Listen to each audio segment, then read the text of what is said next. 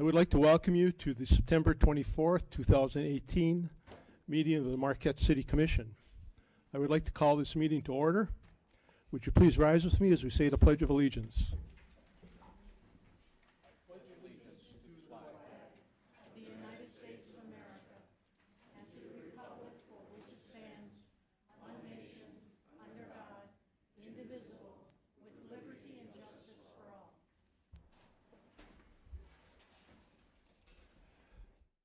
City Clerk, could we have the roll call, please? Thank you, Mayor. Commissioner Frazier? Here. Commissioner Plord? Here. Commissioner Reynolds? Here. Commissioner Schlegel? Here. Commissioner Smith? Here. Mayor Pro Tem Stonehouse? Here. And Mayor Campana. Here.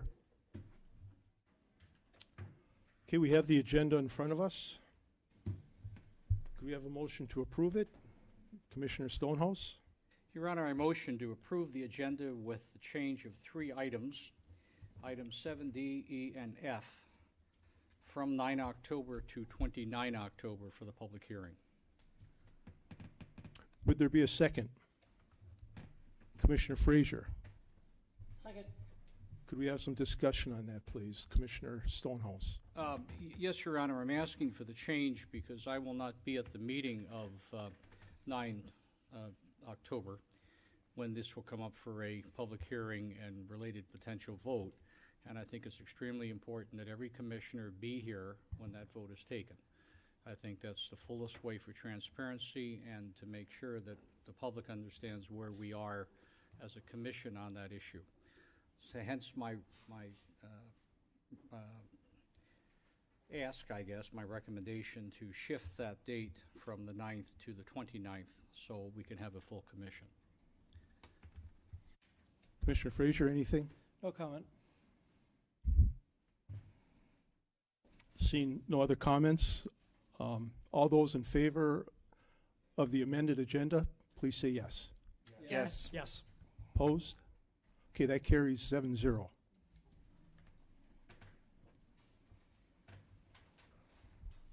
Announcements, I do not have any tonight. Boards and committees. Tonight we welcome a new member, Richard Robinson. If I could see you at the podium over here.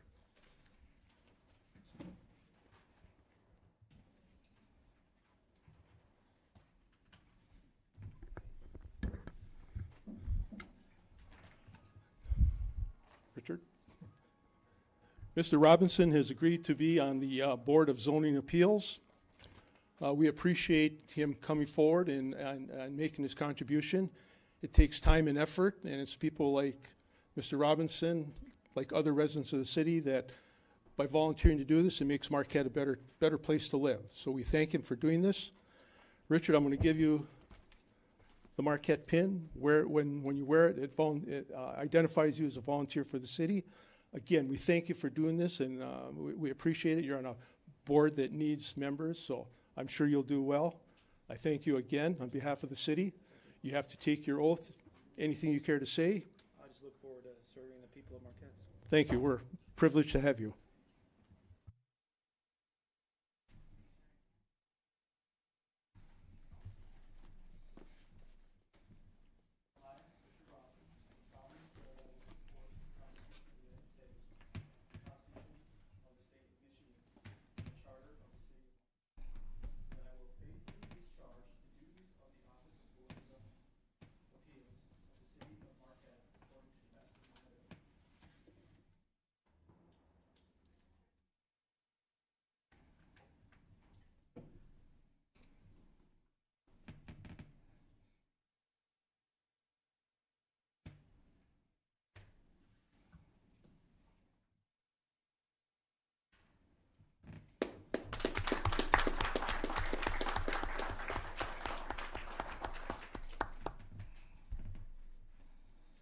Next, we have one appointment.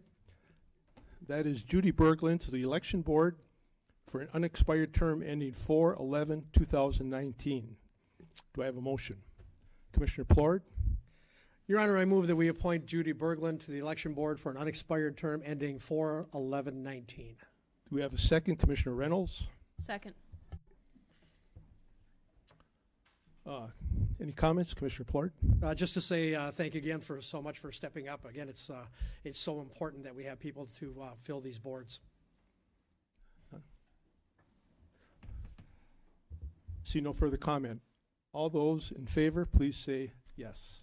Yes. Opposed? That carries 7-0.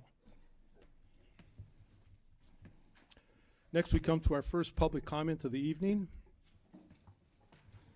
Public comment is a time when citizens may address the commission. Tonight, we have 2 public hearings which anybody can step up and talk, so you don't have to reserve time for those. But if you wish to speak on one of our business items, this would be the time to step up, reserve time to speak at that. Or if you would just wish to address us at this time, this will be your time. So I'm going to open public comment. You have 3 minutes. We need your name and local address. Does anybody wish to address us at this time or reserve time? Anyone? Hi there, Colleen Roberts, 903 Adams Street. Okay, ladies and gentlemen, I guess this is the year that you're going to make some big decisions. Okay, I'm here about the water sewer increase. At first I thought, whoa, this is horrendous. I do not want this.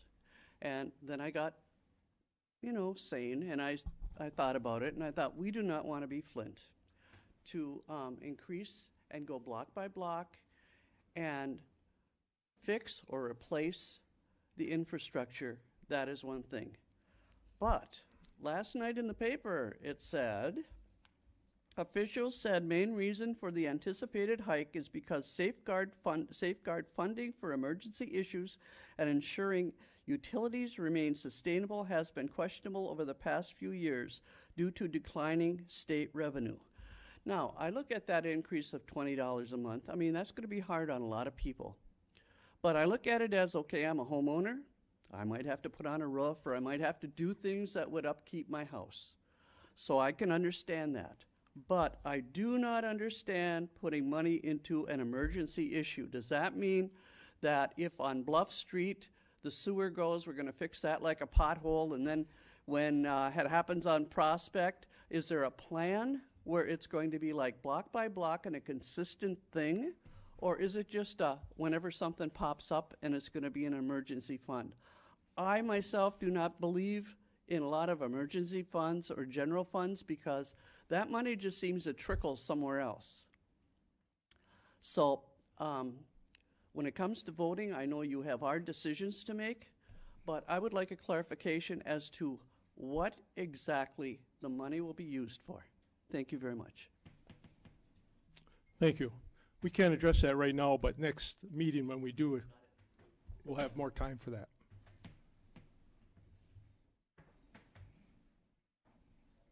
Anyone else?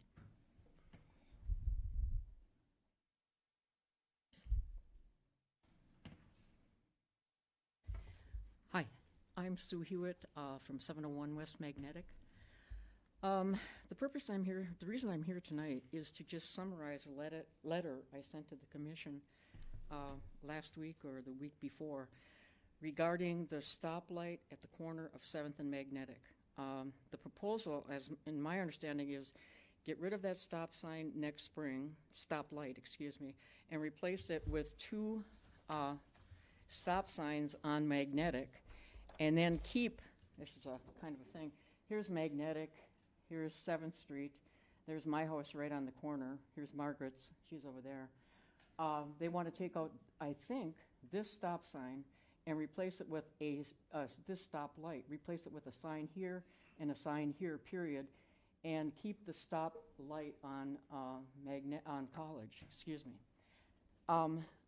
At the same time, I'm just refreshing your memory on the proposal. I want to correct something in the letter I wrote. I wrote, going by memory because I was here last year, that there were over 3,000 cars passing through that intersection in the morning. And we can project across, afternoon and, lunch and 3 to 5 in the afternoon. A neighbor of mine, which I showed you this before, had this tally sheet, which I just found today, and there were 1,145 cars passing through that intersection from 6 till 8:30. And there are also 55 other vehicles, buses, et cetera. An interesting thing is 12 school buses. Those school buses go, kindergarten buses come back during, 12 o'clock and after, well, I don't know if it's 12, but sometime in the afternoon also. So I'm here to make that correction. I had said in the letter that there were over 3,000 from 6 till 9:30, 3.5 hours instead of 2 hours. Whatever the number is, it's a lot.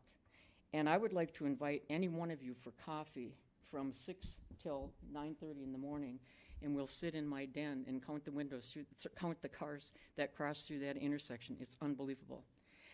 Another reason that I'm here is that Bob and I have 5 grandkids that get dropped off at our house throughout the week, 8, 6, 5, and 2 3-year-olds. Our driveway is right on 7th, right next to the stoplight. We are petrified every morning and every night when their parents pick them up that one of those 3-year-olds will dart out into the street. There are so many cars going by. So anyway, I'm just here for a summary of the letter I sent. I hope you all get a chance to read it and to make that correction. I know you don't plan on doing anything, I don't think, until next spring, but I want the seed planted right now that you have to come and live through that idea yourself, that situation yourself before you believe it. Thank you. Thank you.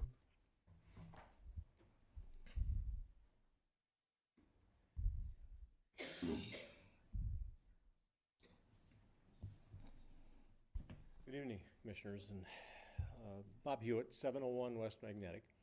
And I'm here just to kind of follow up Sue's comments. As we jointly sent the letter, I did talk to City Manager Angeli, and one of the city personnel has called us. We've been playing phone tag. He called Friday, and I called him back this morning. Haven't been able to contact him. Eric Steeman, I believe it is. Which I'd like to have a little conversation with him too. But one of my biggest concern with this whole change idea is I know there was a traffic study, and this is supposed to help with traffic flow, etc. Frankly, I don't get it. I'm not sure how taking out that stoplight is going to improve traffic flow on 7th Street. As Sue mentioned, there is a tremendous amount of traffic. If you've ever been in that vicinity, you can, and it's not just from 6 till 9 or 8:30 in the morning, it's all day long. Now, I know somebody along the line somewhere said, well, you chose to live there. Well, I did. 28 years ago when we bought the house and moved in there, things were a whole lot different than they are right now. And I understand with the hospital moving, that may have an impact on this. However, if we're still going to have a light on College, I'm not sure how that's going to improve the traffic flow on 7th and or Magnetic. Magnetic has become an increasingly busy street. There is a tremendous amount of east-west traffic as well as the north-south traffic on 7th Street. And of course, a lot of that increased over the last few years since the city, I am part of the city, made 7th Street go out to the bypass. I realize that it really has improved traffic flow. I'm sure that has. However, as Sue stated, it's sometimes really hard just to get out of our driveway. Not that I'm looking at this just for me, but the traffic on 7th Street is, like I said, very, very busy. And Magnetic has gotten an increasingly amount of traffic. College is a busy street as well. So I'm just curious as how this company that did our research and recommended this change, what are they basing it on? How is that going to improve the flow on 7th and or Magnetic and or College and 7th? So with that being said, I appreciate your concerns about this matter, and like I said, Manager Angeli has spoken with me, and we're trying to make accommodations at least for the upcoming year, but hopefully we can get an answer as to why this change is necessary. Thank you. Thank you.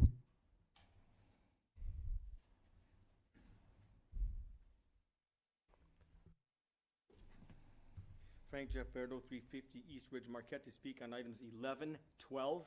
These are my opinions.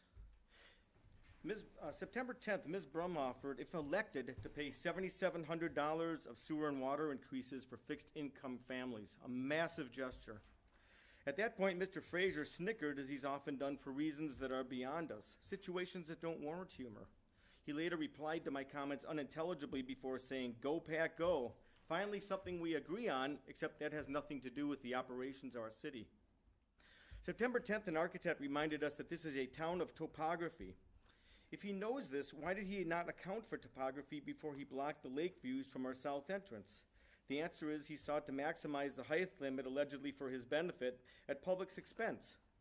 12 years of planning and public input evolved in the fulfillment of one man's dream. This explains why everything he's built near our shore is a story too tall, aesthetically. Of course, this board rode with him every step of the way, even after the impact became evident, right on through its recent vote on the southwest corner under the same lines of bull we've heard for 20 years, all verifiable on record. Now, yet more of the view will be blocked for drivers and pedestrians alike. September 10th, Mr. Campana retaliated against me for detailing my qualms against Mr. Pillard, reciprocation for Mr. Pillard's August 27th compliment of him, which is documented as a complete lie. Why did Mr. Pillard use that against me when it wasn't true? For neither to respond exemplifies each man's alleged lack of integrity. Mr. Pillard is quoted saying on August 27th, it was Mr. Campana's idea to re-add second public comment to give people more of an opportunity to speak, end quote. September 10th, Mr. Campana was accused of accepting that compliment, which he knew was preposterous according to the minutes of November 25, 2015. Such lying by omission is indicative of the way this board has acted all along. Rather than address the agonizing details on record, Mr. Campana called me out for commenting negatively on a person running for elected office. With all the effort required, they are to be commended, he said. His criticism compelled me to repeat some of my accusations against Mr. Pillard so to substantiate this response to those goofy remarks, an ultimate example of this board attracting what its members so detest. Mr. Campana correctly noted the harsh impact of my comments. Yes, I'd accused Mr. Pillard of contriving clever responses that divert our attention from previous testimony. But please realize that the nastiest parts of my comments were the quotes of Mr. Pillard himself on record for anyone to easily verify. I used his own words against him successfully. Only a fool would make any of this up, being that the truth is so clearly etched on our public record. Anyone else?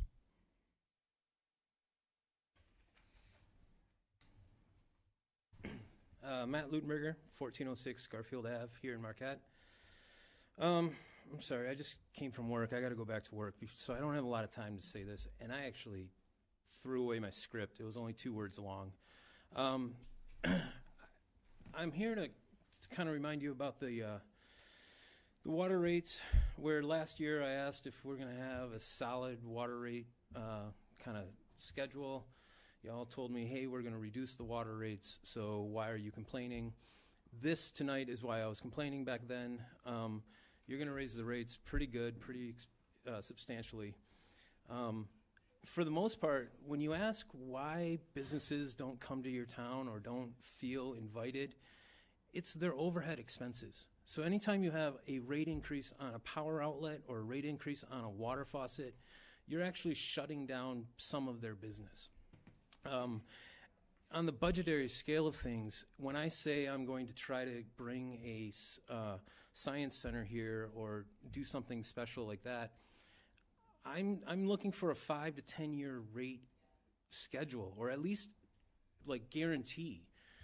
So when I see the city of Marquette, trust me, by the way, this is a lot longer than the 2 words I put on paper. When I see the city of Marquette saying we're going to tear down the We Energies power plant because whatever, we're going to stop using the coal power plant because of whatever aging there is, I see a city saying to themselves, we're going to shoot ourselves in the foot and not offer literally right now you could have 12-cent kilowatt hours. You have enough natural power coming through the lakeshore. You have enough natural wind energy, especially today, coming through the area. We could be an eco-friendly environment. And right now, you're shutting things down because you don't know what's going to happen, or you don't know why we're going to do it, or it's up to a professional property owner to figure it all out. Well, that's where you come in, to help us as a city figure out ways to reduce our electric bills, to reduce our water bills. Right now, our water bill, it costs the exact same amount of money to come into my house as it does to go out of my house. So I'm not going to wash my car. I'm not going to water my garden. I'm not going to keep my grass nice and green. Those are the true, real alternatives that I have to make now that I'm paying $100. And to be honest, I came up here in 2012 and I said I'm paying $120 for utilities in the city of Marquette. Saw Mr. Baldini write it down saying, okay, well, $120. Now I'm paying $180. So in a way, I didn't say that as a challenge and make it 200. I said that as this is a lot of money to go to a city that has so much natural resources and so much time and effort devoted to it that I really don't know why you're trying to bring businesses in if you're just going to raise the rates. I got to go back to work. You guys do your thing. Thank you. Anyone else? Does anyone else wish to address the commission at this time? Seeing we have one. Ken Shalin, 975 Lakeshore Boulevard. I read in the paper a couple weeks ago about the water rates and the sewer rates going up. And I did the math on it, and in 5 years, if it was right in the paper, the water rate will about double and the sewer rate will triple. And I guess I would like to know if you have, it was said that there was a consultant company that was working for you that recommended this, and I was wondering, can we see his report or why this is? That was my question. Perhaps we'll address that at the end of the meeting. Anyone else? Anyone else wish to address the commission? Seeing none, we're going to close public comment. We're going to move the presentations. We have two presentations tonight. The first is Johnson Controls update. We have Ron Stymick here. Ron, if you'll take the podium to the right.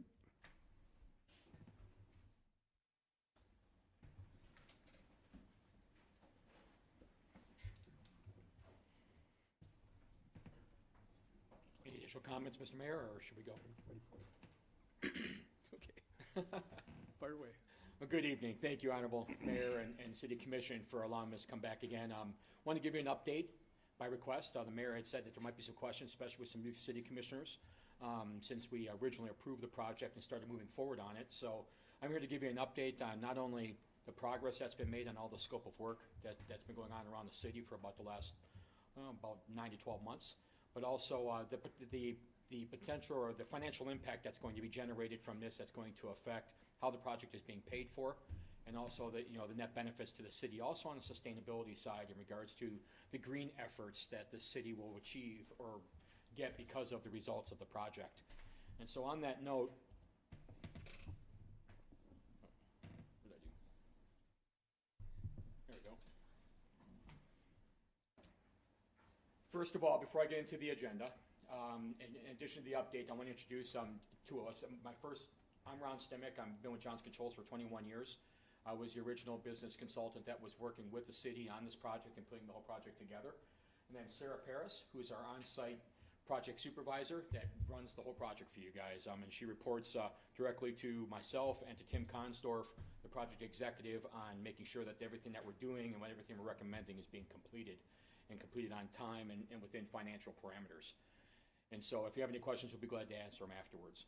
So the agenda we want to talk about, first of all, what were the original desired outcomes of the program? What were we intending to do with this, and what the benefits were to the city? The construction projects completed to date, what to expect over the next 90 days, because there's been a lot completed. And then I'll dive into the last two, the projected financial outcomes of the project, and explain where those come from, and also the sustainability benefits as well. So this is a little bit of a busy slide, so I apologize for that, but it's very important, each one of these specific line items.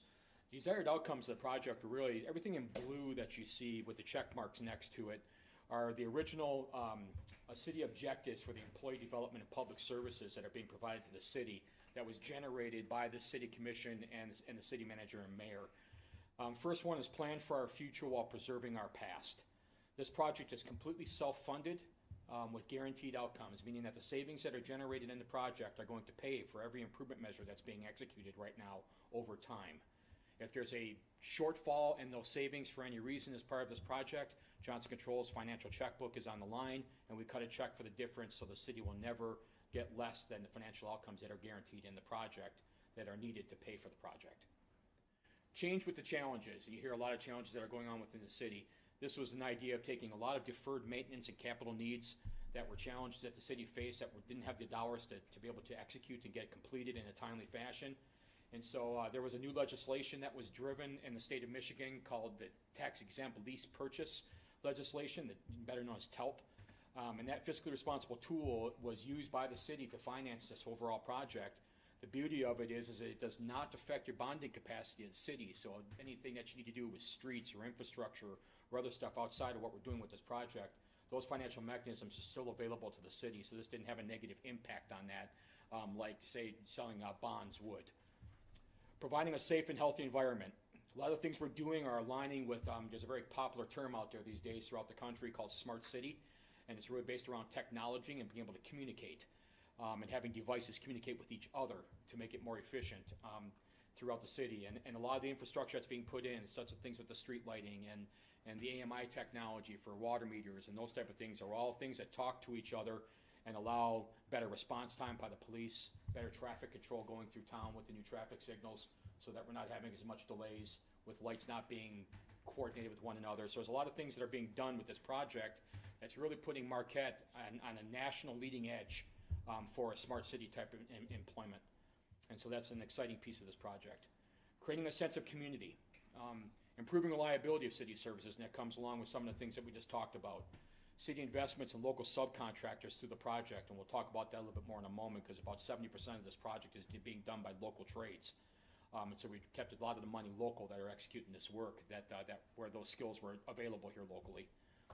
Recognize the accomplishments of employees and community members, providing public relations to promote program outcomes and the benefits that's happening to the city, providing training programs so that we are not replacing people, but building better quality, educated folks to be able to run the equipment that's being put in to extend useful lives of equipment. And so this isn't about just installing new stuff, it's also about making sure that we're operating it, maintaining it correctly, and making sure that we don't have to do this again before the useful life is up of the equipment. Provide opportunities for personal and community growth. Training programs for staff, like I just said, the local job creation. This project includes over 78,000 hours of local labor at prevailing wages throughout the state before the state eliminated the prevailing wage law. So that's equated to 37 full-time jobs over the 2 years of installation that this project is going to take to finish. And so, so we're excited about that and being able to build that into the program. It was an important aspect of this project for the city to try to make sure that the money that's being invested in the city services infrastructure, that the dollars that are equating to that economic-wise are going back into city employees and city businesses. Last but not least, and you'll see this at the end of the presentation, is providing leadership for the community. And the city is definitely taking a leading-edge step nationally in leadership and sustainability, and the impact this is going to have on the environment by the reduction of kilowatt hours, reduction of natural gas usage, and those basic things that we take for granted every day that help make our environment more sustainable in the future. So looking at the projects that are completed to date, City Hall, there's been a lot of work being done here. You see some in the hallway right now, fortunate or unfortunate. I know it's going to create a little bit of an inconvenience, but we're close to being complete. All of the mechanical equipment throughout the City Hall has been completed. All the new boiler systems are in. All the new chiller systems are in. Lighting is 90% complete. The only thing that's not complete on the lighting side, like you see in here, is the renovation phase 3 on some of the areas that you see still blocked off here at City Hall. We finished 2 different phases. The reason it was done in phases was so that we interrupted at the least possible way we could the services that are being provided here at City Hall. And so we had to move lots of people around to be able to make this renovation happen here. That was absolutely necessary from a safety and ADA compliance standpoint, to be able to provide more convenient service abilities of the service staff here in the city that service you here at the City Hall. And so we're at 5%. We just started phase 3. And Sarah, when's that scheduled to be complete? About 4 weeks or so. Yeah, so it'll be around Thanksgiving time, give or take. End of October. End of October? All right. So I mean, so that'll be, then City Hall will be complete, and we're excited about that, and making, keeping that on plan and on track, and being able to communicate that to you. At Lakeview Arena, there was a brand-new fire alarm upgrade that's complete and fully operational now, well before the main hockey season hits. The lighting upgrades at 90%. I'm in that building, upgrading it to all LED lighting. All of the lighting that we're talking about throughout this presentation is all new LED lighting, which has a much longer useful life and much more energy efficient for savings dollars as well. All the HVAC, heating, ventilation, air conditioning upgrades are complete at Lakeview. And then I heard Andrew talking about the ice making equipment at Lakeview Arena and the need to complete that. That is 100%, and we're making ice and with zero impact or delays to the hockey season and the programs at Lakeview. So it was definitely a Herculean effort here this summer to be able to make that happen, but the team really stepped up and got it complete, and we're very proud of that. I'm at the water treatment plant. The lighting upgrade's complete, and the HVAC upgrades. There's just some minor control commissioning that's left, but more or less everything that we did at the water treatment plant is complete. At the wastewater plant, the lighting upgrade's complete. The HVAC upgrade there is almost complete. And then this is a big one in regards to utilizing renewable energies, is that the cogeneration plant that we're building out there, where we're taking methane. If you ever drive by that plant, you see flames coming off and they're burning off methane. We're taking that back and we're utilizing it to generate electricity, and then also to help heat the sludge to improve the processes there. And so the generators are already on site, they're already in place, and a lot of those connectivity pieces are being done now, which includes the gas conditioning system. So that's scheduled to be completed hopefully by the end of December is our target date right now, and I believe that's still on track, right, sir? All right, and so that's a big deal in regards to savings that are being generated here and using renewable energy sources. Well, we did some basic things, but common sense things like electric meter combination. There's multiple meters that the city was paying for that weren't necessary to run the lighting and those type of things over at Tourist Park, at Hurley, and at North Ballfield. And so I know being a baseball guy, I'm sure the Marquette Blues love that. No effect to their outcome of their games unless they're playing us, of course. I'm from the Copper Country. Just had to slip that in there. And so, but traffic signals, you've seen a lot of those done. The first phase was downtown, mainly the main corridor in Washington. So Washington Front, Washington 3rd, Washington 4th. Those are all complete and in place right now and fully functional. There's 7 of them that are completed. In the second phase, the signals will be scheduled to begin and completed by mid-November. Thank you, Sarah. There's all kinds of water conservation improvements throughout the city that are all complete, and that's more or less just using water smartly. That actually helped in the rate piece of it a little bit in regards to being able to not use water wastefully inside the city services. Large water meter installation. Those are the big 2-inch and bigger meters that service like Northern Michigan University, that service the hospital. Those are part of the water meter installation that's taking place right now across the city. A lot of you might have already had it been done in your homes. And so we are responsible for that full water meter installation, as well as the AMI technology, the automatic meter reading technology that we're utilizing. And that right now, that's at 60% complete. So what to expect over the next 90 days, finishing of phase 3 like we talked about. A lot of the lighting that's left in the city is exterior city locations and also exterior street lighting across the city, working with the BLP to change that out all to LED as well and be consistent across the city. That's 75% complete. And then the AMI and the water meters, and this is more residential than the large meters, is at 40% complete, but we're starting to really make a lot of progress there as well. That should be completed hopefully by March is what our target date, and that'll be the completion of the overall project as well. The wastewater treatment plant, you see the pictures of the the engine generators for the cogeneration of the methane. Those are already in place. And so the connectivity to those inside all the plant operations are in the process right now, and those will be completed in December. And then FEW installation, that is final effluent water at the end of the wastewater treatment process. And those systems will be completed, I believe we've got a 6-week. Well, it's more towards the March. 12-week on the delivery of equipment. So, and that'll happen here hopefully within the next 3 months. And then the installation will take place then coming in January, and it'll be completed by March. So on the business case side, I'll make a transition here to the financial picture, and this was more, a lot of this was for the new city commission and for folks in the audience that haven't seen what the initial results were of this program. If you look at this, the program is completely funded, the first bullet point, by savings and rebates and CIP contributions, operational savings, those type of things. The final energy and operational savings of the program, this is a 20-year financed model, is $42 million worth of savings that the city is going to be generating from this project over the next 20 years. So it's having a significant impact on your general fund. All of the improvement measures that I just talked about that are either completed or in progress right now, the contract with us, Johnson Controls, is...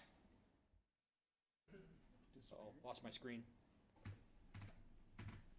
It's on my screen. Oh, there it is. Back. Thank you. Pause. Maybe it's telling me I'm talking too fast as usual. But no, in regards to the overall project, the overall scope that the contract is with the city and us is $27 million to do all the improvement measures. And then last but not least, like I said earlier, is that the program is completely funded by a tax-exempt lease purchase agreement using the new legislation in the state. You were the second city in the state to do that. City of St. Clair Shores was first. But the exciting piece of that is that through the legislation, it does not negatively impact the bonding capacity of the city, so that you remain with, you still have all the financial alternatives available to you to do major infrastructure work, things like roads and streets and those type of things. All right. So where does that $42 million come from? This is, you can see the blue is after the improvement measures are complete. Green is from 18 months ago, where we established a baseline of your energy usage in the city. All right, and so you can see the biggest savings parameter. I don't know if you can see a mouse here. Oh, yeah, you can. Is you can see is on the electrical side. This is kilowatt hours on your electric bill through BLP.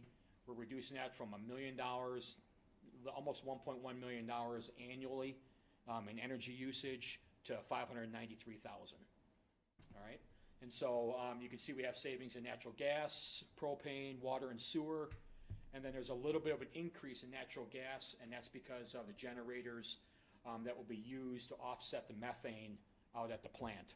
So in order to, it's going to cost the city a little bit more at the wastewater treatment plant for natural gas, but that, and we'll call that an investment because that's generating this and this. So it's, that 18,000 hours is generating out of well over, I guess about, I don't know, 650,000 hours a year in savings. All right, and so energy savings of $570,000 annually, reducing your energy spend. Your energy spend 18 months ago was $1.53 million annually, and we're reducing that by 37%. All right, those savings will start to take impact come next March when the project is 100% complete. You're getting some of that now by the improvements that have already been done, but the reporting of that, which we're responsible for the next 20 years, is we measure and verify those savings, and we also report on them, and we're also guaranteeing those savings with our checkbook at Johnson Controls. And so that reporting feature is, Mayor, to your question, I think you had from Mike, for City Manager Angeli, is that when's that reporting start?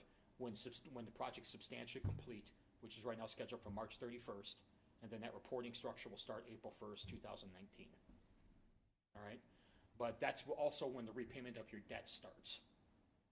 All right? So that's how these things work, so that you're getting 100% of the savings to pay for the lease purchase agreement that you entered into in order to fund the program. All right? The total life year operational savings, that's just energy, that first bullet point I told you about, at $570,000 and one-time utility rebates of $94,000. But the total life cycle operational savings, in addition to the energy, over the 20 years is another $12,460,000 that are going to help pay for the project. And so, last but not least, the sustainability equivalence. This is something a little bit unclear. I couldn't make it any clearer, so I apologize for that. But the most important thing is that the number, the equivalent to emissions, like trees, for instance, the equivalent to emissions offset by 73,712 trees planted in an urban area and allowed to grow for 10 years. That's the equivalent in the CO reduction and CO2 reduction from not generating as much electricity around the city. So that's the equivalent there. It's representative of running 527 vehicles, passenger vehicles, and reduction of emissions.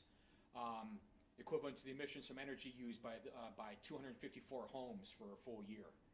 And so the green nature of this project and the sustainability efforts that the city is showing here is one of the top in the country for a municipality. And so not only is it providing the financial benefits and the infrastructure to improve services for the city, but it's also having a major impact on green and your footprint, your energy footprint here in the city of Marquette and the surrounding areas. So based on that, that is the update that I have right now. I'll open it up to the city commission for any questions that you may have. Thank you. Commissioners? Commissioner Schlegel?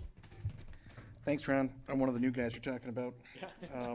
Actually, I did follow this quite closely when it was going through the process before I was on the commission. I liked it then. I like it more now. And I really hope, you know, I guess the approach that you guys took early on, I always call it taking the low-hanging fruit. You go through and you do a very good, strong analysis of what you've got going on. You pick the low-hanging fruit, you fix it, you save that money. It's guaranteed. It's automatic. The savings are shown automatically within your makeup, so that you can show it payback through the investment automatically there. So, I guess that's what I really liked about this going into it. There's not to say that there's not something else within our realm that we might be able to improve on and still save a little bit more. But this is just an amazing start. And like you said, you know, it's putting us up there with the top energy efficiency, smart city systems that are out there. It's just fabulous. Great to be part of it.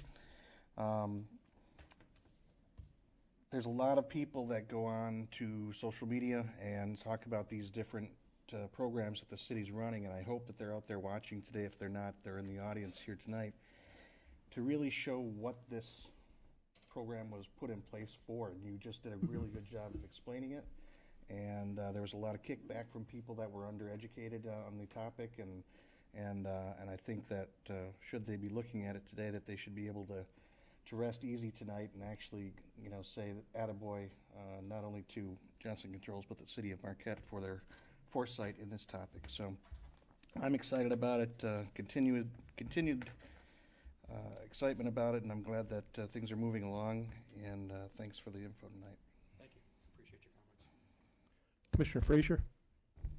I think it's great. You guys are doing a great job. In fact, I was just down in Grand Rapids with a couple other commissioners for the MML stuff, and I saw your guys down there.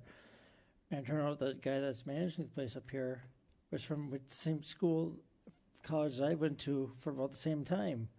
I said, really? We probably bumped into each other all the time. We didn't know each other back then. But I think it's great. You guys are doing a great job. I love even the few stoplights I go through have been upgraded. It's just amazing how much better they are. And things just great. And I gave the guys a hard time down there. So you guys are doing a great job. But why are you down here? You should be up there working, making sure everything's working right. Then be down here in Grand Rapids, you know. But I think it's great everything you're doing. Good luck with everything. We put the sales guys down there just to get them out of the way. Well, I think it's, all that money you saved us is going to cost us. It will help the construction industry because it's going to build more roundabouts probably. Yeah.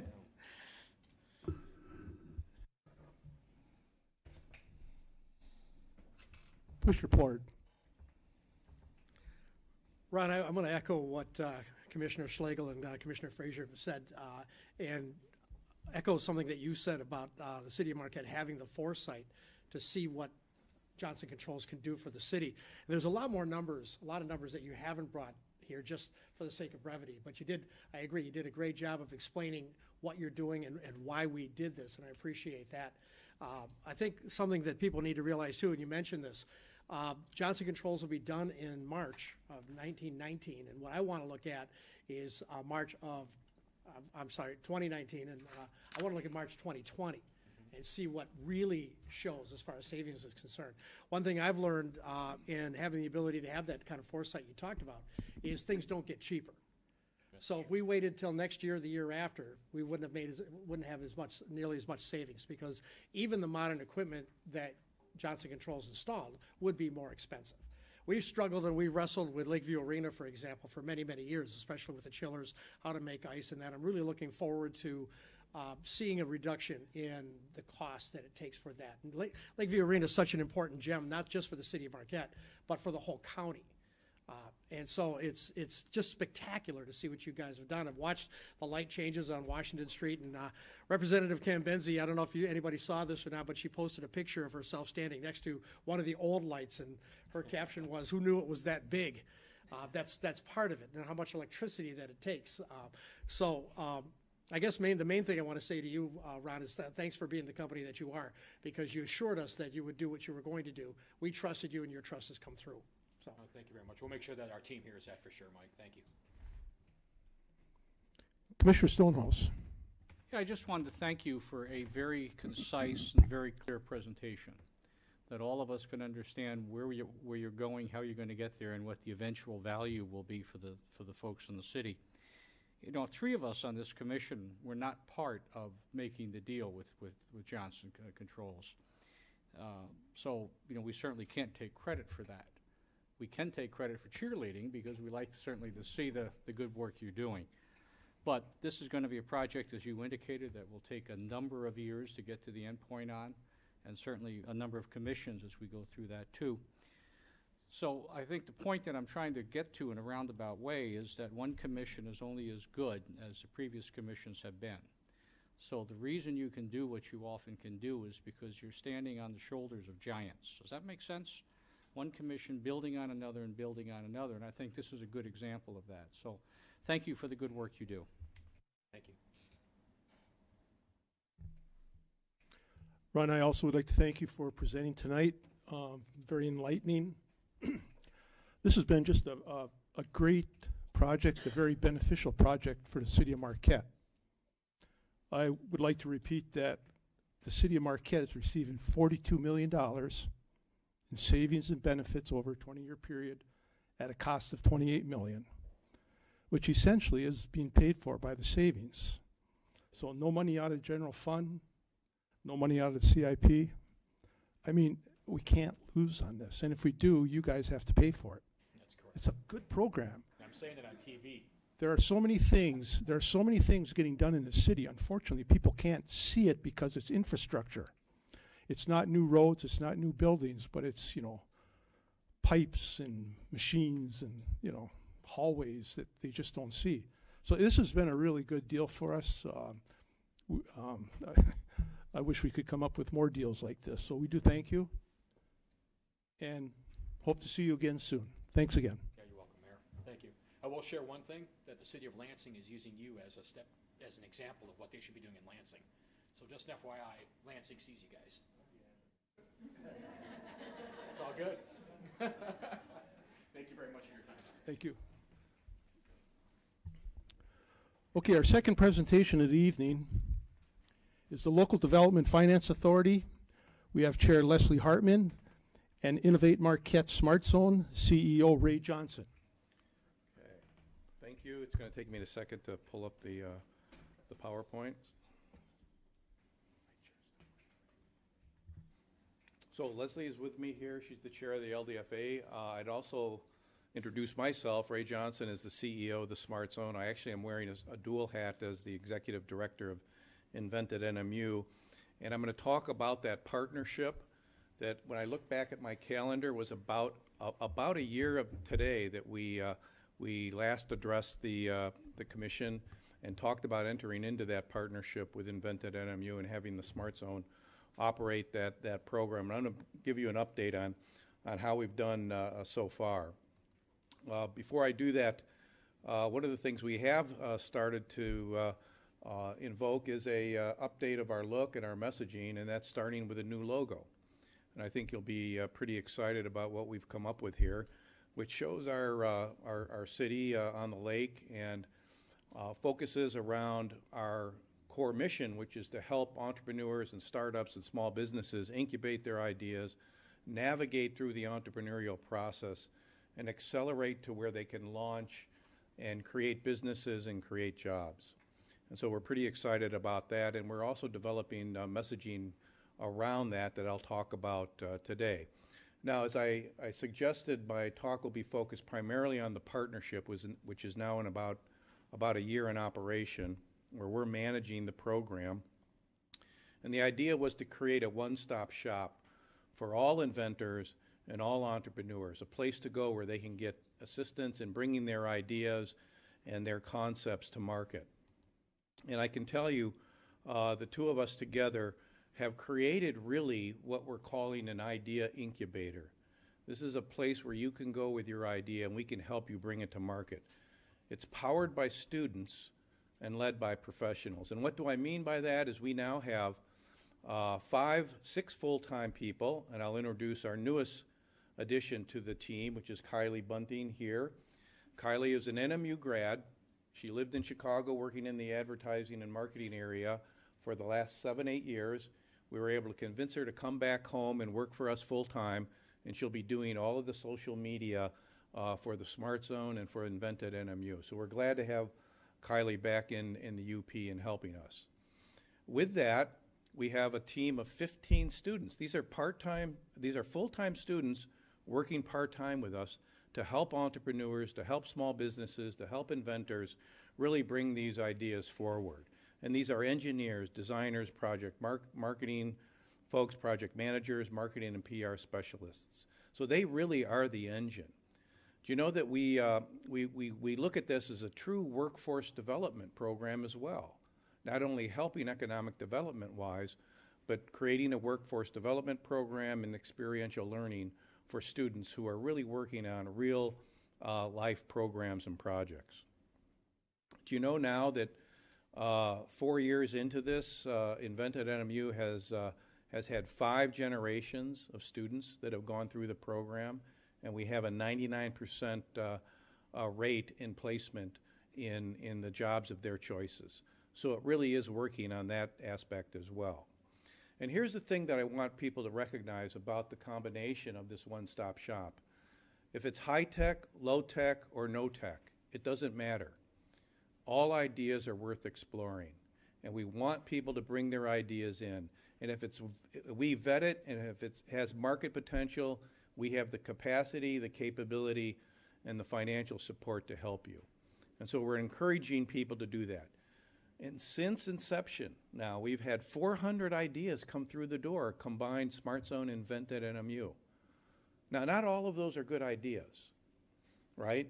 About half of them just don't make it. It either has competition or won't make it in the marketplace. But that's pretty incredible in a community. If you do the math, it's 1 new idea every 3 working days. That's pretty remarkable. And our job is to accelerate that and help make that work. And one of the ways we're going to do that is we've created an online portal. So you don't have to physically come to see us. You can go online and submit your idea, and our team will work on it remotely. And we've proven that with many different programs. Do you know we have already 20 new ideas that have been submitted online through our online portal, and you just have to go to our website and can submit your idea. Another aspect that we came up with was, well, if you can do that, why don't we put some remote kiosks in libraries, in City Hall, and other places throughout the community and throughout the UP, where anybody can go up to that kiosk, put in their idea, and our team will work on it back here in Marquette.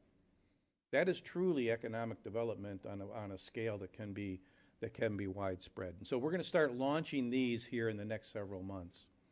And you'll be hearing through Kylie's social media work some of the things that we'll be doing as well. Now, I'm just going to highlight 2 or 3 clients. And if you remember, a year ago or 2 years ago, we started this Founders Boot Camp where it was coaching and training and mentoring. We had piloted 2 boot camps. We have 7 startup teams that had graduated. 6 of those teams are continuing forward. And 4 of those teams came to the Invent at NMU program to get follow-on support and services. And I'm going to highlight one, and that's Temp Gigs. And Temp Gigs is a software platform which is like an Uber taxi for your business that puts job seekers and job providers together on an online platform. So if you have a job and you need day workers, you can pump it on the system and day workers can apply, go to the job site and get paid all in the same day on this platform.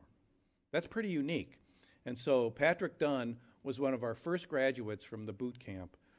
He launched that program. He's got a custom development platform already out in the marketplace.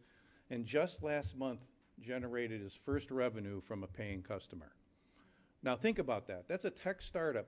It took 2 years from inception, which was an idea on the back of a napkin that he brought to the boot camp, that he worked, he got investors and partners and capabilities and launched, and now has his first generating revenue customer, and more to come. So that's what we're all about.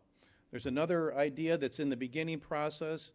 Mark Wilkie, who came to one of our programs as well for coaching, he's come up with what he calls Safe Walk, which is an early warning system for walkers and bicyclists.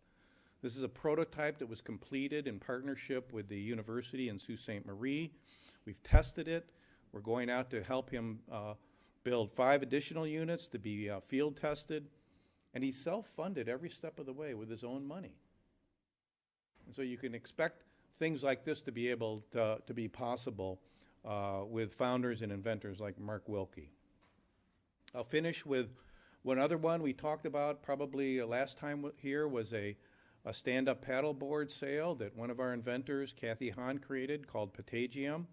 And this is designed and manufactured in Marquette, Michigan. This is the sugar glider. And so if you have a stand-up paddleboard, this is a sail that could be unraveled and you can go downwind on your paddleboard. And what Kathy thought of is, I can do not only the paddleboard sail, but I can do contract sewing for outdoor gear. There's nobody in the marketplace that will do tent repair and large canvas repair. So she asked us if we could help her open up a Patagium sewing company. We went to our angel network. Our angel network met with Kathy and decided, look, we can create a small loan program that can help inventors and small businesses and startups do this with a little money. And all Kathy needed was $15,000 to get started. And so we had investors give her a peer-to-peer loan, a promissory note with 5 years monthly repayment schedule and a use of directed funds. And we launched just a few months ago on 3rd Street the Patagium Sewing Company and had the ribbon cutting that same day. This is economic development at the grassroots. These are the kinds of things that we're doing. And today, Kathy will probably hire 2 or 3 people to help her as her business grows. And so if you have an outdoor gear and you have a need, please go see Kathy. She's happy to do business with you. Those funds were used for raw material purchases, the rent for the storefront, equipment. We're helping her with marketing, sales, and PR, and other operating expenses. And so we hope this is a model that can be replicated for other ideas that come to us in the community. So I'll finish by saying one of the things that we do in the community is we have meetups and events, and many of you have been to them, and I would encourage all of you to attend. You learn a whole lot about entrepreneurship and startups.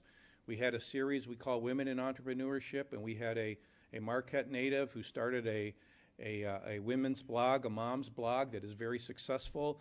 Talk about how do you monetize the blog business. We've had Bites with Bugsy. Many of you know Bugsy, who's an expert in social media. We've had 4 events, lunch and learns. Every one of them have been sold out. We're going to start that series again this coming winter. And then what we find with entrepreneurs and startups is they need legal advice, and they need it cheap, and they need it often. And so we've been able to partner with the Varnum Law Firm to bring that as well. And our next session is October 8th. So let me finish by our ask. Our ask is very simple. Connect with us. Connect with Kylie on social media, Invent at NMU. This is where all of our communication happens.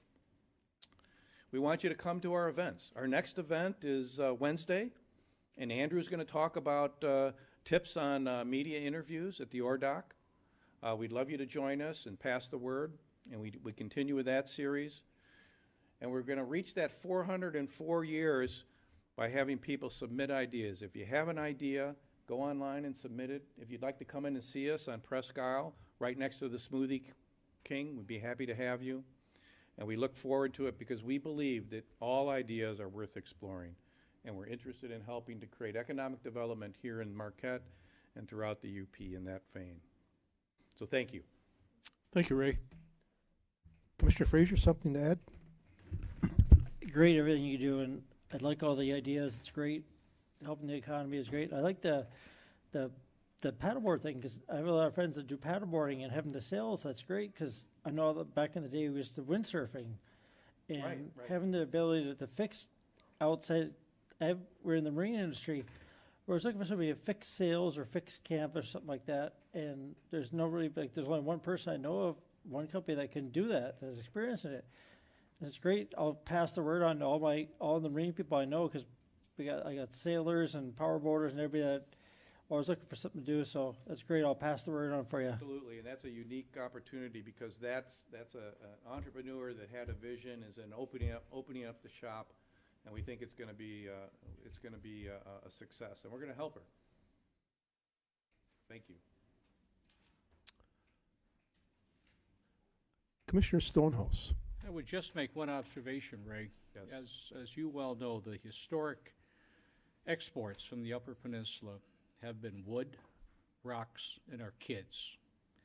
And this is an opportunity to at least try to keep our kids at home. Yeah. Give them an opportunity for economic development, an opportunity for growth, an opportunity, rather, to be able to find gainful employment here. And these are the type of projects and programs that I truly believe we need to water. We need to try to grow them and support them, because they are ultimately our own future. Yeah. Thank you, sir, for Oh, what you do. thank you, and I will follow that up by saying there's one more thing we're going to be. It doesn't show up here on the screen, but here it is. This is a big effort going forward for us in partnership with NMU and the state, which is to create a cybersecurity hub here in Marquette, and you're going to be hearing more about that. There are thousands of jobs that are going in the marketplace that need cybersecurity and network security expertise, and we can build that here. We can create that here. And that's one of the new focuses for our next fiscal year. So you'll be hearing more about that. And that, Fred, will be an important job creator as well. So thank you for that comment. Ray, thank you very much for the presentation tonight. It's a great program. We knew it from the start. You're going to get many people, many ideas coming through, and if you only hit on a few of them, as we discussed earlier, that's all you want, and that's considered a 100% success. That is, absolutely. And the big thing, as Commissioner Stonehouse says, keeping jobs in the area, creating jobs in the area for our young people. It's great. So keep up the good work. Thank you. We hope to see you back soon. Thank you, and thank you for your support. Thank you.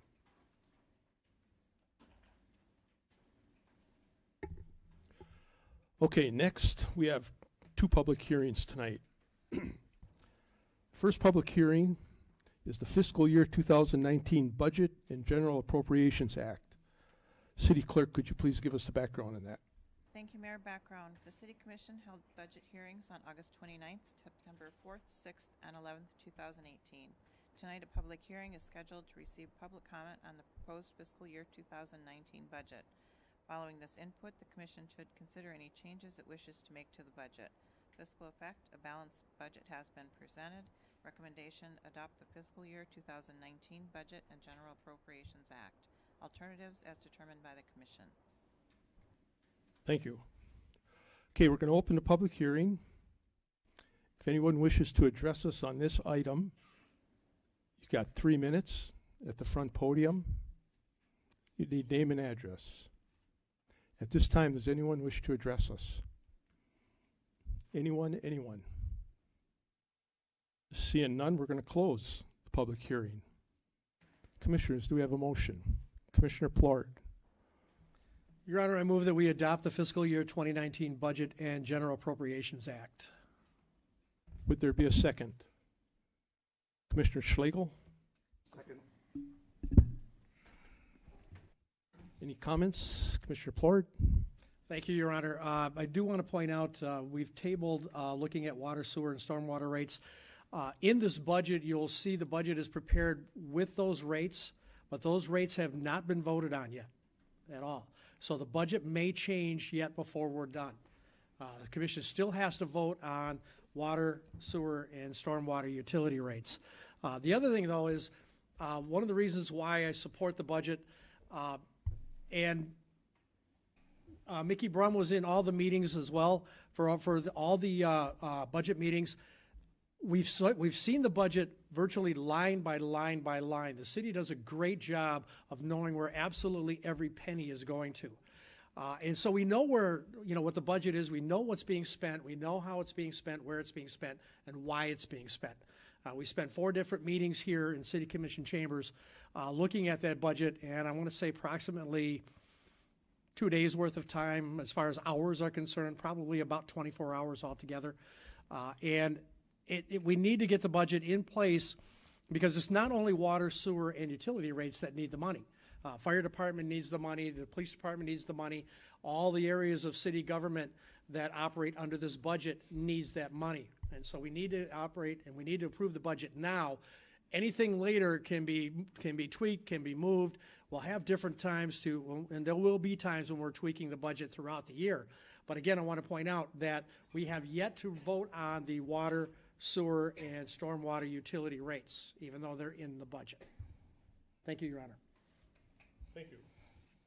Thank you. Commissioner Schlegel? I just want to say thanks to city staff, everybody that went through the process. Again, it's never it's not a party, that's for certain. And made some pretty tough decisions, tightened their belts where they needed to be tightened, made some concessions in many areas, and I was very impressed with the process, and I'm looking forward to seeing how everything pans out. I think that we've done a fabulous job this season bringing in a balanced budget. Thank you. I'd like to mention that this was not an easy budget to prepare for the staff. This was a year that we had less revenues than last year due to tax tribunals, We Energies slowing down, less revenue from the state. So there were a lot of cuts that were made. It was not easy to do, but the staff came up. We do have a balanced budget. So we have to commend the staff for that. Commissioners, anyone else? Okay, this is a roll call vote. Thank you, Mayor. Commissioner Frazier? Yes. Commissioner Plord? Yes. Commissioner Reynolds? Yes. Commissioner Schlegel? Yes. Commissioner Smith? Yes. Mayor Pro Tem Stonehouse? Yes. Mayor Campana? Yes, that carries 7-0.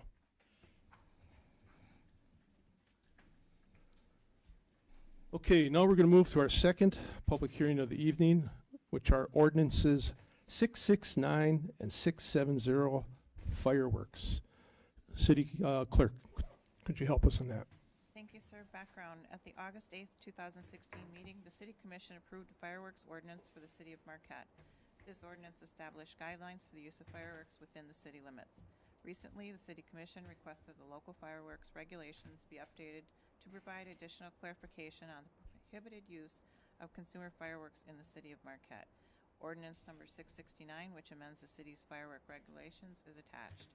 Additionally, staff has drafted Ordinance 670, which repeals a now obsolete section of City Code pertaining to fireworks. This public hearing was scheduled during the City Commission's September 10th meeting. Fiscal effect, none by this action. Recommendation, following the public hearing, adopt Ordinance number 669, amending sections 26-88 of the Marquette City Code and Ordinance number 670, repealing section 32-174 of the Marquette City Code. Alternatives as determined by the Commission. Okay, we're going to open the public hearing on this item. If anyone wishes to address us, you have 3 minutes at the front podium. We need name and address, please. Good evening. Margaret Brum, 404 East Magnetic Street. First of all, I want to thank the Commission for taking up this ordinance and trying to make it more friendly to the citizens of Marquette, because the original ordinance led to a lot of horror stories where people got up at the podium with bags of ash that they pulled off of their property, and you just felt sorry for them. I'm here to request that in addition to the good things you've done, you take a look at the list of national holidays under which this ordinance, it's legal to light off fireworks before the day of the holiday, and the day after. And the reason this is so critical for me is I live with 3 other mammals in one house. And my brother and I don't don't mind fireworks, but our mother is terrified by them. Fortunately, she's 91 and kind of hard of hearing, but when she hears it, it's a bad night. And the fourth mammal is my dog, and there's nothing I can do about it. She was terrified by fireworks before I got her. And it's a bad night, and we live in a neighborhood where there's a lot of fireworks going off. So I'm begging, and I think that's the right word, that you look at this list of holidays. There's some that I can understand. Independence Day, people are they're gonna take fireworks. We get that. But I don't see anybody in their right mind wanting to light off fireworks on Thanksgiving Day. You're either eating turkey, watching football, or shopping, not lighting off fireworks. And then my apologies to those of Italian heritage who want to celebrate Columbus Day, but that's 3 days of firework legally. It doesn't match any of the community standards that I'm aware of. So what I'm requesting is that when you relook at this, that you whittle down that list of public holidays and focus on the ones, for example, Independence Day, New Year's Day, the Veterans Day, Labor Day, Memorial Day. I get those. And try to give us a break on Columbus Day and Thanksgiving Day, keeping in mind there's only so much you can do getting out of town to get away from the noise. And I appreciate that this is a difficult request. You have to live with somebody who's terrified of those noises, and then you have to have somebody in your neighborhood lighting off those fireworks. I don't have ashes on the property, but I got noise reverberating. And I would hope that we could cut down the list of holidays. Thank you very much. Thank you. Anyone else?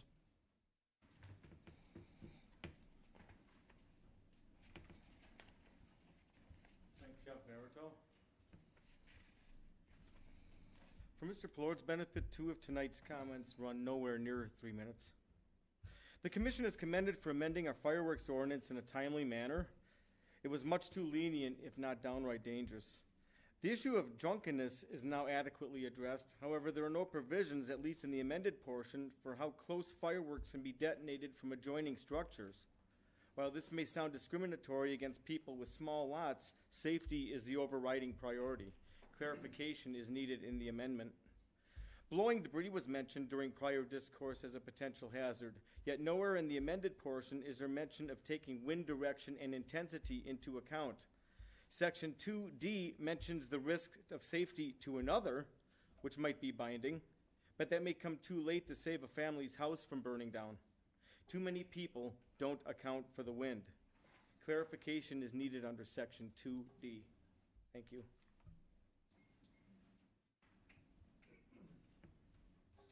Hi, Tim Clancy. I live at 1611 Longyear in North Marquette.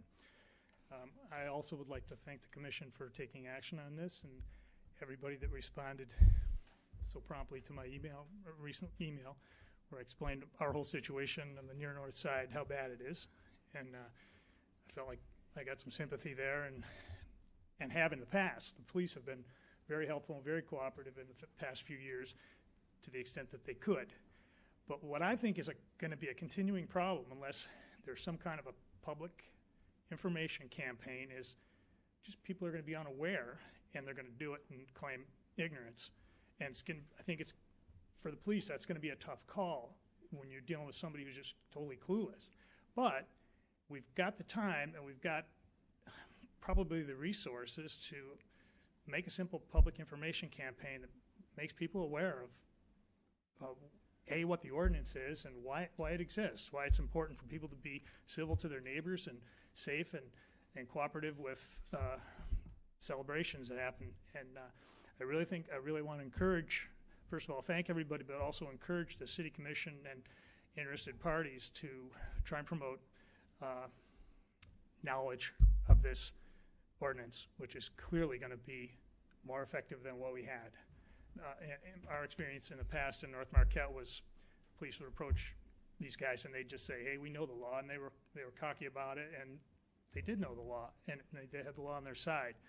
But if they know now that if they shoot a rocket off and it's on the sidewalk or someone else's driveway or the street, that they're in violation, or if their rocket lands in somebody else's property, as far as I can tell from that's not a permissible location, correct? Am I reading that right? Unless you have permission for a rocket to land on your property, you're in violation. So it really is a much better ordinance, and I think it's gonna help a lot, but only if people are made aware of it. So we really have to get some kind of a public service, public announcement campaign. I don't know if it's through literature in the mail or something on TV6 or public radio or anything like that would really help, and I encourage that kind of information to get out there, because a lot of people just will be unaware. And it sure would be nice to have a more relaxing 4th for a change for us. I've talked to a lot of people, and they say, well, we just leave Marquette. And we were thinking of that. We're like, geez, we'd have to go to Canada, because it might be that bad in other places. In Michigan, if it's that bad, we're not going to be happy, anywhere we go. But, it's our neighborhood, and we don't feel like we should have to leave it. The old days, they'd say, well, if you don't like my smoke, just leave. Well, people don't smoke anymore. And we have that opportunity here now to say, well, it used to be okay to do these kinds of unsafe, unhealthy things to our neighbors, but not anymore. And I thank Marquette for promoting that. Thanks. Thank you. Anyone else? I'm Patty Clancy of 1611 Longyear Avenue. And I agree with everything Tim said and what Margaret said as well. I'm speaking to the fireworks situation. My complaint is mainly the noise level. I found it to be horrendous, really. And I've talked to some other people who live in Marquette, and it seems that some people don't hear the noise. It's not happening in their neighborhood. And a lot of people do go away. So I honestly didn't find very many people, maybe one, who was bothered by the noise as we were at our place. So I think it's a small group of people that are maybe scattered throughout the city, and they're creating this disturbance that everyone else has to live with. So if you could somehow, and I know the state law is the problem here, but if you could somehow insert something in there that would address the noise level, because it's not even like fireworks. The fireworks, there's some booms, but this is so amped up so much higher, and I don't know what they are. I'm not conversant with the tools that they're using, but it's just a very horrendous level of noise. And, I feel sorry for animals, I feel sorry for elderly people, and, I found it really hard to endure. So that's my 2 cents. Thank you. Thank you.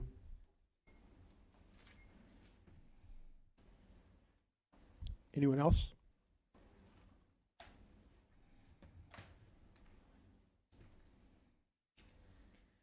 I'm Mary Beth Carstens, and I live at 1714 Fitch Avenue.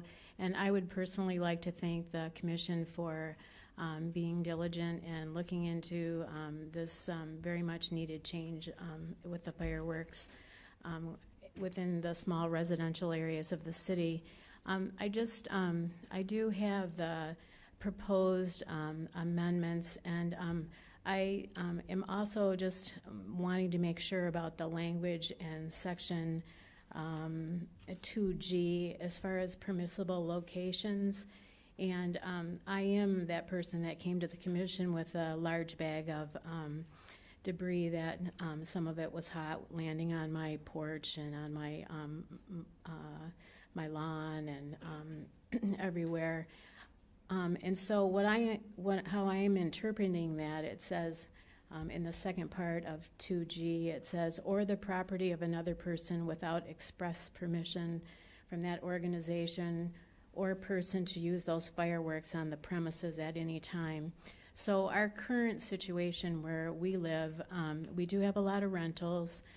We have a lot of college kids who rent. So what I'm reading that as is those folks, before they can shoot off those fireworks, they need to have my permission as a next door neighbor or 2 doors down that I say it's okay for you to shoot those large mortar fireworks off. And if they don't, then as a homeowner and a resident within the city, I have the right to call the authorities and have them come and issue a fine, whatever they need to do. So I just want to get clarity on that. And something else that I was suggested after the first presentation of this issue is Chief Police Officer Rebold, he suggested that on the high days of fireworks that maybe the city could look at a police officer that might be on a bicycle in the areas that are having difficulties with this, so that when we call, when we call for assistance, which a lot of times is the time when the major fireworks are concluding, there'll be somebody that can come in a timely manner to address the issues that are going on in these very confined residential areas. So thanks for your hard work. I'm excited to see where this is going to go, and yeah, I really appreciate it. Thank you. Thank you.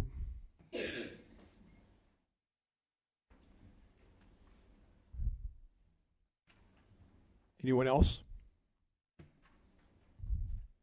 Anyone else wish to address us? Okay, seeing none, we're going to close this public hearing. We need a motion. Commissioner Frazier. I recommend we accept ordinance number 669, amending section 26-88 of the Marquette City Code, and ordinance number 670, repealing section 32-174 of the Marquette City Code. Is there a second? Commissioner Reynolds. Second. Your Honor, is that a motion to adopt? Yeah. I know that Commissioner Frazier said recommend. Is that a motion to adopt? It is a motion to adopt. You want me to reread? You want him to reread that? Yeah, go over it again. It's from, yeah. Commissioner Frazier, why don't you just reread it, saying adopt? I make a motion to adopt, to accept the ordinance, to adopt the ordinance number 669, amending section 26-88 of the Marquette City Code, and ordinance number 670, repealing section 32-174 of Marquette City Code. Thank you. Good enough for you, Ron? Commissioner Reynolds, you second that? Yes. Commissioner Frazier, any comment on that? I think our city attorney's did a great job with this, work with the fire chief and everybody else, and the police chief trying to recommend everything. He made a great job redoing everything, and he just couldn't go above and beyond what the state code is. He said, though, we could, after this fireworks code gets accepted, we could look at maybe increasing stuff, but we can't go above and beyond the state code. But we can try. He said there's no reason why we can't. We could try, like somebody suggested, maybe looking at wind. We could try. We could say saying past an ordinance, no fireworks on windy days, but it would either get accepted or repealed by the state. We don't know that yet. So it's something we could look at, and I understand wind is an important thing. I know a long time ago in the past, my parents lived on Ridge Street, and it's such a real south wind. They left the city fireworks, and the fire chief at the time had to cancel the fireworks because of the wind blowing all the fireworks up over the residences. So it's something the city always looks at, and I agree with I have a dog too, and a couple days after the fireworks, I tried to take him for a ride. We had picnic park there by Sheriff's Park, and my car, and he didn't like the noise. I had to drive him up to Big Bay to give him a ride, just to get out of the area, go for a ride. Like other people say, go for a ride, but I recommend, it's a great ordinance. Thank you. Commissioner Reynolds, anything? Yeah, I'm also glad that we could go through and work this out all together. I agree with Mr. Clancy as to a public information campaign. I think that we probably will go forward with such a thing. I think that's important to make sure people are aware. I'm one of the people that did respond to you. I am one of the people that go out of town because of my dog, because he hates them just as well. And to Mrs. Clancy, I think that at any point, if you do call and there is a noise issue, I think that still can follow under our noise ordinance as well. So if I know it can, I know that between this and that, we're going to have more enforcement between the police and being able to do that kind of thing. We did call, this past 4th of July, and the police said we can't do anything. Yeah, and I think they're going to have more ability with us passing this evening, and hopefully this next 4th of July we'll find out if this worked. Let's hope so. But I'm glad we could work together and work with the residents to get this done. Commissioner Plort. I want to thank the Clancys and Ms. Carsons and everyone else who talked to us about this, and reassure all of you that we did talk to our city attorney, Ron Keefe, and ask all those questions. And it's his opinion, which I respect. Ron Keefe is a very intelligent man who does a lot of good for the city. He believes that this ordinance covers all of those areas. And as I look at it, I can see where he's coming from on this. So I think we're pretty well covered. But it's so important for people to come to us and let us know, what you need, what you want us to do as a commission, and you folks did that. So we would definitely appreciate that. I also agree with Mr. Clancy as well. I'm going to do what I can to educate people about the ordinance, what's allowable, what isn't allowable. I'm going to consult with Chief Rebold, and Chief Rebold also does a very, very good job of communicating what's in the law, what's not, what's covered, and what isn't about several different things. So we'll get the education out, but we appreciate it, and it's an ordinance that's extremely important. I think it's going to have the teeth that you're looking for it to have, and give our police department and our other city people an opportunity to really get a handle on this. And as Commissioner Reynolds said, it's going to be interesting to see what happens next 4th of July. We'll keep an eye on it, though, and if and Mickey Brown talks about New Year's Eve, that's also an important holiday. So I'm going to pay attention to that as well and see if we need to tweak it any further. But thank you. Thank you. Mayor Pro Tem Stonehouse. Question, if I can, for the city attorney. The list of holidays, I believe that's out of state law, isn't it? Yes, Commissioner Stonehouse. One of the things that's already been mentioned is we are kind of regulated by state law, except where we can regulate our own. And a good example of this is right in the law itself. It says if a local unit of government enacts an ordinance under this subsection, the ordinance shall not regulate the ignition, discharge, or use of consumer fireworks on the day preceding, the day of, or the day after a national holiday. And that's what we're dealing with. So we have to work within the state law. Otherwise, the ordinance isn't going to be any good at all. And what we try to do is match what they allow us to do with the act. Right. That's what I thought, but thank you very much for explaining that. And that becomes part of the conundrum, is that we cannot exceed what state law allows us to do. I would encourage everybody to contact your state representative, your state senator, and let them know that you expect them to take action on this, so we in turn then can do what we can do at the local level.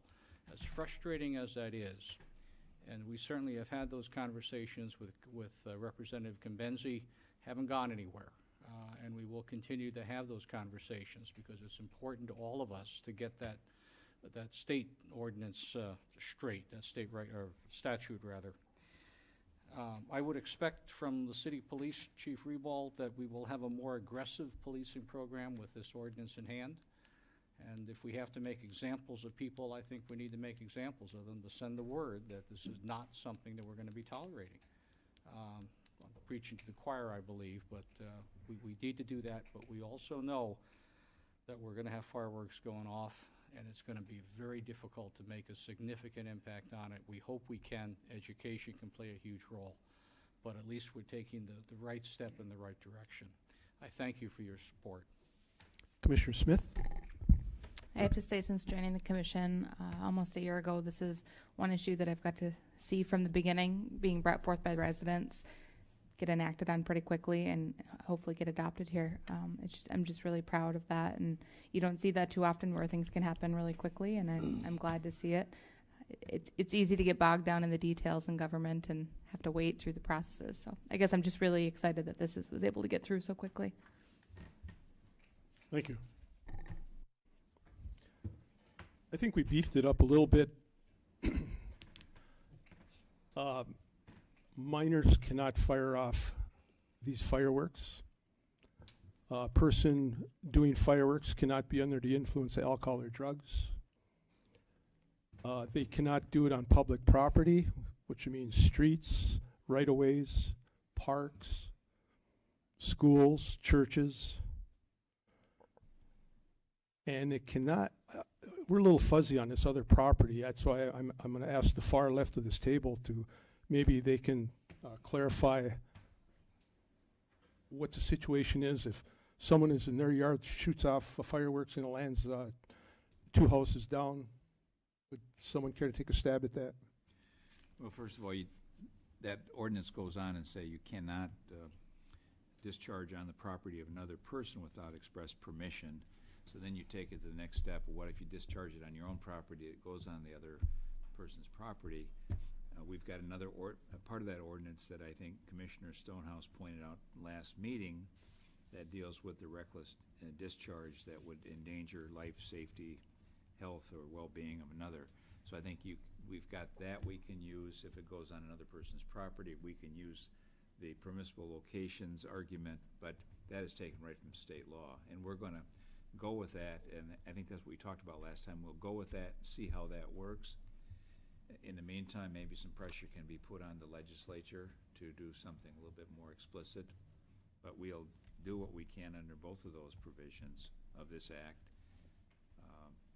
And if it happens and it's reported and the police investigate and charge, then we will take it from there. And we'll get a ruling from the court. Good, thank you for clarifying that. So I think we've made great progress in this. Hopefully it'll mean something when it does occur. Do I see any other comments? This would be a roll call vote. Thank you, Mayor. Commissioner Frazier? Yes. Commissioner Plord? Yes. Commissioner Reynolds? Yes. Commissioner Schlegel? Yes. Commissioner Smith? Yes. Mayor Pro Tem Stonehouse? Yes. And Mayor Campana? Yes, that carries 7-0. Next, we come to the consent agenda for the evening. Do I have a motion for the consent agenda? Commissioner Plord. Your Honor, I move that we pass the consent agenda as amended. Is there a second? Commissioner Schlegel? Second. All those in favor, please say yes. Yes. Yes. Opposed? That carries 7-0. Next, we come to one item of unfinished business. That item is an amendment to the Marquette Area Wastewater Treatment Facility Intergovernmental Agreement.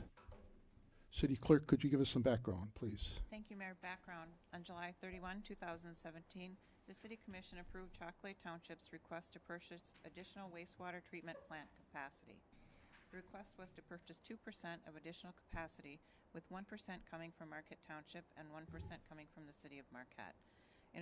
The additional treatment plant capacity is needed to accommodate wastewater flows from the proposed expansion of the Keweenaw Bay Indian Community Ojibwa II Casino Complex.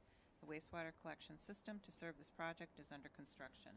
The Marquette Area Wastewater Treatment Advisory Board has had their attorney prepare a resolution to approve an amendment to the intergovernmental agreement.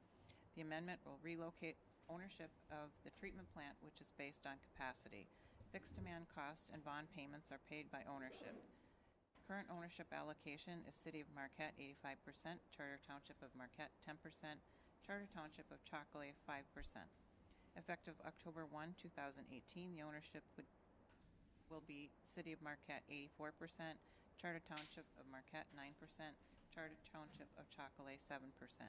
Attached is a resolution to approve an amendment to the Marquette Area Wastewater Treatment Facility Intergovernmental Agreement.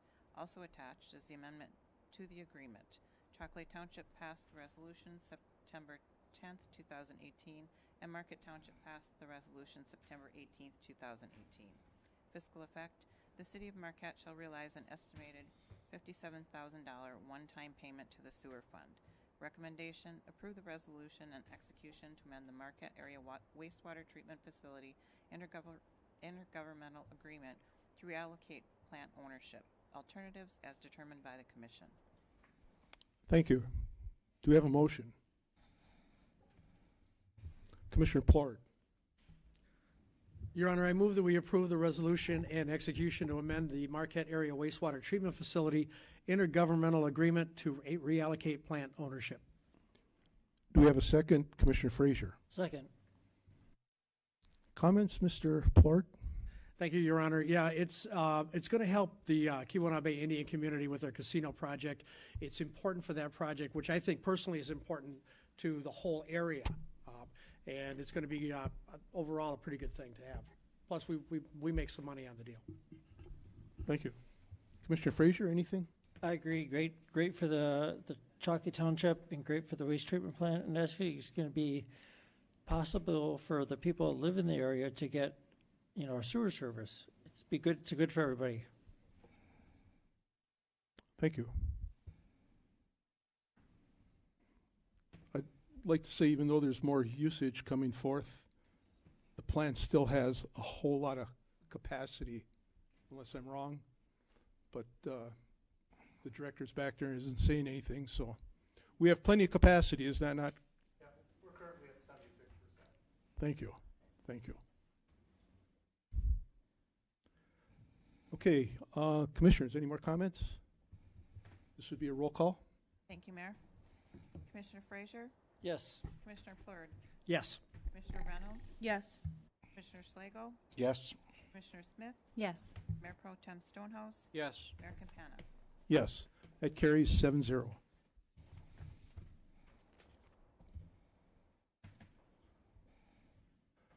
Okay, we move to new business. The first item on new business is a budget adjustment for the fiscal year 2018 year end.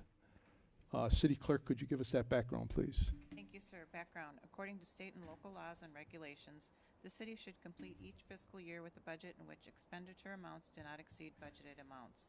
The attached schedules reflect the various activities which were not incorporated in the original budget for fiscal year 2018. Approval of this adjustment will help ensure the city stays in compliance with budget rules and regulations.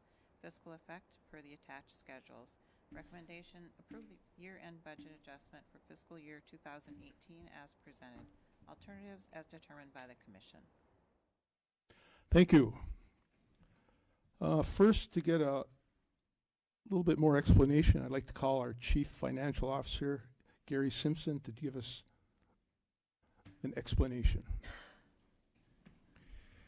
Thank you, Mayor and Commissioners. This is dealing with the current year budget, not to be confused with the action you took earlier where you're adopting the FY19 budget. This is for the budget we have now, and our fiscal year ends in another 6 days. So we need to make sure our budget complies with the various state and local laws for budgeting.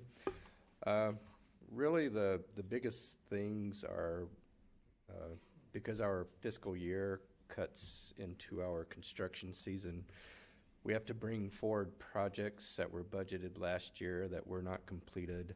So that's roughly $8.3 million that we had to bring over from last fiscal year. For the current year, we had a lot of activity as far as issuing bonds for the current year projects, and that's what a lot of this activity is. So when you see previously approved actions, those are related to mostly bonding for the current year projects, and $4.2 million of that is related to the library project. And then really about the only unexpected things that we had about $80,700. $30,000 of that was for the local street winter maintenance. We could actually probably get by without doing it, but I felt it's safe to go ahead and put that in so that we don't get a slap on the wrist by the state at the end of the fiscal year.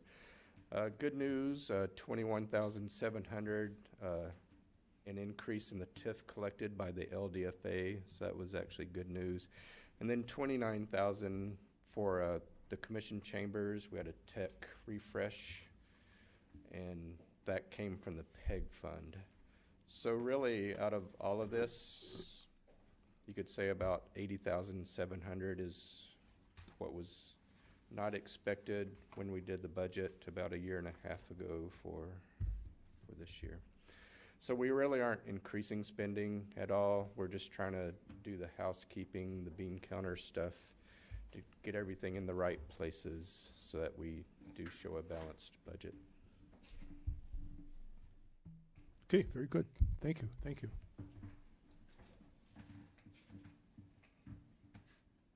Okay, do we have a motion? Commissioner Reynolds. I move that we approve the year-end budget adjustment for fiscal year 2018 as presented. Do we have a second? Commissioner Smith. Second. Comments, any? None. None? Comments? Anyone else? Seeing none, All those in favor, please say yes. Yes. Yes. Opposed? Carries 7-0. Our next item is the Presque Isle Marina, the Michigan DNR Waterways Phase 3 grant. City Clerk, could you give us that background, please? Thank you, Mayor. Background. At its March 13th, 2017 meeting, the City Commission authorized submitting a Michigan Department of Natural Resources Waterways Grant Program application for Phase 3 Presque Isle Dock demolition and floating pier installation. In December of 2017, the city received correspondence from the DNR indicating Phase 3 was being recommended to the state for funding. Recently, the city received a waterways grant agreement. The agreement totals 50% of the project cost not to exceed $541,867. The grant proceeds are solely for the design and completion of the project. The term of the grant is 3 years from the date of issuance. Upon approving the grant agreement and following state legislative approval, the city will be authorized to proceed with engineering design, demolition of existing piers, and construction of a new floating pier system for Presque Isle Marina. The professional services of design and construction oversight will be outsourced. Proposals are due for this portion of the project October 2nd, 2018. The intended timeline for this project would be designed through the fall of 2018 and floating dock construction through the winter of 2019 with demolition and installation prior to the 2019 boating season. Fiscal effect, the Marina Fund will provide a 50% match and a bond issue. All required amounts are in the budget and CIP plan. Future debt service payments will be funded by the Marina Fund. Recommendation, approve the Waterways Grant Agreement totaling $541,867 to reconstruct the piers at Presque Isle Marina and authorize the mayor and clerk to sign the agreement and resolution. Alternatives as determined by the commission. Thank you. Would someone like to make a motion? Commissioner Frazier. I make a motion to approve the Waterways Grant Agreement totaling $541,867 to reconstruct the piers at Presque Isle Marina and authorize the mayor and clerk to sign the agreement resolution. Thank you. Is there a second? Commissioner Schlegel. I'll second. Thank you. Commissioner Frazier, anything? I love the fact that we're going to restore Presque Isle Marina. I was not happy about the design, getting rid of a lot of boats in the area. I know about a vendor saying that if the wait list gets good enough that we can add to the marina and get more boats in there, I'd love that. And I look at the fact we're going to redo it. It's made, my family's had like 3 or 4 generations have been in that marina. So I think it's great. It's finally getting to the point where we have to do it. And we know some customers of ours that have boats in there, and it's just, a lot of the docks are closed because they can't use them anymore. So it's just tough for the boaters to use. I mean, there's nobody going to the marina because it's just such in bad shape. So I'm glad we're finally reconstructing it and make it viable again. Thank you. Commissioner Schlegel. That's a long overdue improvement. Excited to see it come to fruition. Thank you. Anyone else? I believe we're getting rid of the one pier or the 2 that are there now, and we'll be constructing one with 51 slips. Does that sound right? About 51? Supposed to be just a T-dock, basically. They're getting to get rid of the concrete and the wood dock, and they're supposed to get rid of the wood dock is going to go bye-bye, and they're going to reconstruct the concrete dock. There's one big T-pier, supposedly more docks on it. And I've asked people at that marina and people that used to be in that dock, I said, is there a way we can leave the wood pier in place? And they said, no, it's too far gone. So I'm glad we're saving our public works people from getting a little maintenance. Okay, thank you. Anyone else? Roll call. Thank you, Mayor. Commissioner Frazier? Yes. Commissioner Plord? Yes. Commissioner Reynolds? Yes. Commissioner Schlegel? Yes. Commissioner Smith? Yes. Mayor Pro Tem Stonehouse? Yes. Mayor Campana? Yes, carries 7-0.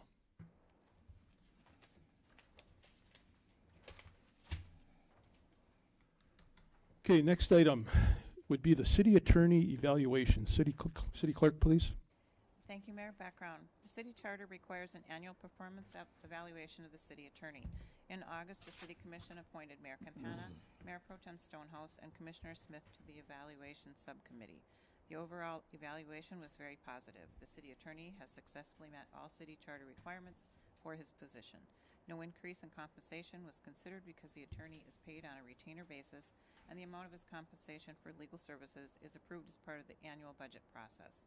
Fiscal effect, none by this action. Recommendation, approve the city attorney's annual performance evaluation. Alternatives as determined by the commission. Thank you. Mr. Verito, you wish to speak to this?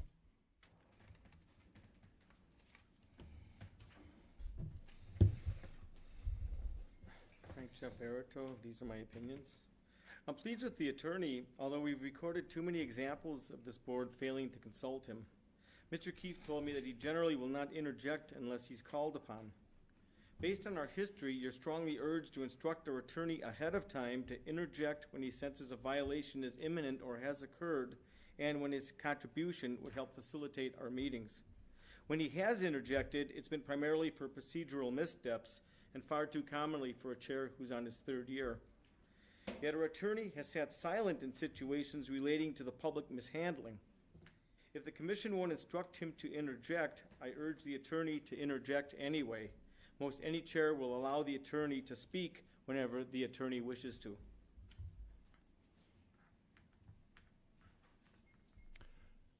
Someone care to make a motion? Commissioner Stonehouse. I motion to approve the city attorney's annual performance evaluation. Second anywhere? Commissioner Reynolds. Second. Commissioner Stonehouse, anything? Well, the attorney, Mr. Keith, has done stellar work for the city in all regards. He's been very responsive to the city commission and its needs, and equally responsive to those of the city manager.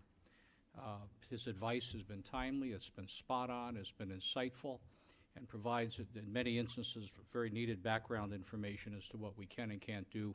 And I think tonight, as we were dealing with the fireworks ordinance, that was very, very clear as to his interpretation of state law and how we might best manipulate that to our advantage. So I thank him for the great work that he does. Thank you. Commissioner Reynolds. I just echo Mayor Pro Tem Stonehouse. I find Ron to be very responsive. Every time I have a question, I get a response very quickly. Even when he's on vacation, he's called me from his cell. So I appreciate all the work you do, Ron, and it's well deserved. Thank you. Commissioner Frazier. Mr. Keefe does a great job. Ron takes care of the city. Anything we have a question about, he answers it. His knowledge is just impeccable. We have a question, he answers it within minutes. He knows everything, and he's worked very hard. Any project we give him, he works very hard at it, like the fireworks ordinance. It's amazing. We've never had a project go through so fast. I mean, the other times it takes the city years to get a project done.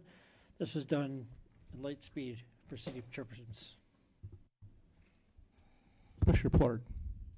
Thank you, Your Honor. I think it just should be said that Mr. Keefe, as everybody else has mentioned, is very available to the city commission and the city staff. But another thing I think that should be mentioned, I'm convinced in my 3 years on the city commission now that City Attorney Ron Keefe loves this city as much as anybody does and wants to see it prosper and really move forward. And what you may not see is Ron Keefe is at Michigan Municipal League functions. He's at many other functions that we attend that do not show up in the meeting. And again, he's extremely available pretty much at any time and wants the city to do well. So I think that should be mentioned also. Thank you. I think that Mr. Keefe is an excellent attorney, and he's truly an asset to the city. We're fortunate to have him. Commissioner Smith? I sat on this committee, and it was impressive to see all of the positive remarks given for Ron Keefe. He's a great city attorney. Thank you. Seeing no further comment, all those in favor, please say yes. Yes. Opposed? Carries 7-0.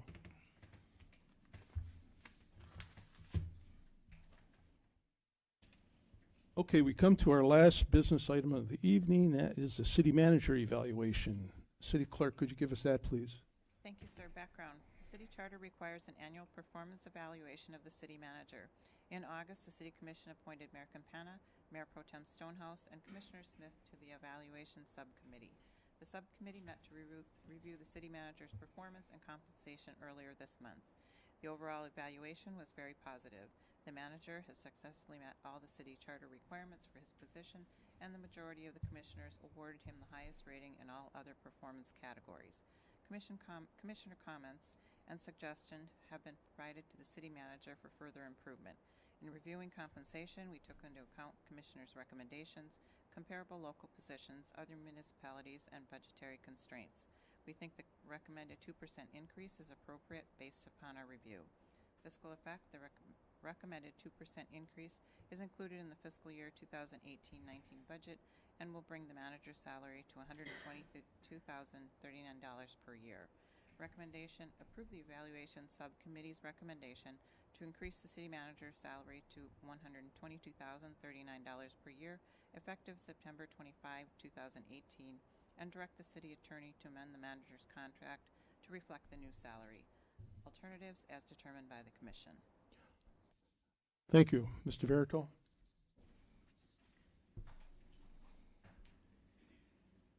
Frank Jeff Verito, these are my opinions. This is in no way an attack against Mr. Angeli, who seems well-meaning and friendly, though a jokester at times. Joking around is fun, even at meetings, but only if public concerns are addressed at this time of too rapid growth. Mr. Angeli strikes me as someone who's from Marquette and maybe hasn't seen enough other places to realize why Marquette's beauty is so special. He seems incognizant of the treasures that 79% of us live here for example, South Beach Park. Mr. Vita lived in Maryland in the developing northwest suburbs of D.C., where he endured a crash course in sprawl. His job brought him to many places, the likes of which we don't want here, and he knew that. He was also accessible to the public, which this manager is not, except before and after our meetings and 2 hours per month at the library. His staff tries their best, but he's still not accessible. Mr. Angeli places too low a priority on opening Lighthouse Park, apparently unaware that we'd waited years too long already. Even the most rudimentary, lowest cost elements that would have made our park viable sat on the back burner. Mr. Vita would have removed that awful fence and have run at least a gravel trail months ago. Mr. Angeli took a month too long to outfit a very sturdy post at Picnic Rocks with the apparatus to raise and lower the red flag when people have died there. The cement footing for the relocated center flagpole still mars our beach. It was put there in error. Money was wasted. Too much time was wasted searching for a solution to the erosion at Shiras Park. Our manager doesn't seem to account for the fragility of our shoreline. July 30th, his error caused much confusion on the street vacations item by having as his recommendation on the cover sheet to schedule a public hearing. Neither he nor the rest caught the error soon enough. The hearing had already been scheduled. Huge problems with Mr. Angeli are his repeatedly not providing depictions in our packets and selling 5 Heartwood parcels too hastily and carelessly. The public only sees a fraction of what the manager does. Our roads are under repair, the lights are up, the water runs fine, and our parks are maintained. On the surface, he's earned maybe a C+. I recommend keeping him, but only with an inflationary increase if applicable. My apologies to Mr. Angeli. He's a likable person. He just needs to become better attuned to the public to whom he's ultimately accountable. Of course, he bows to this board's every beck and call, so the specifics in this comment will be ignored as though they were never spoken.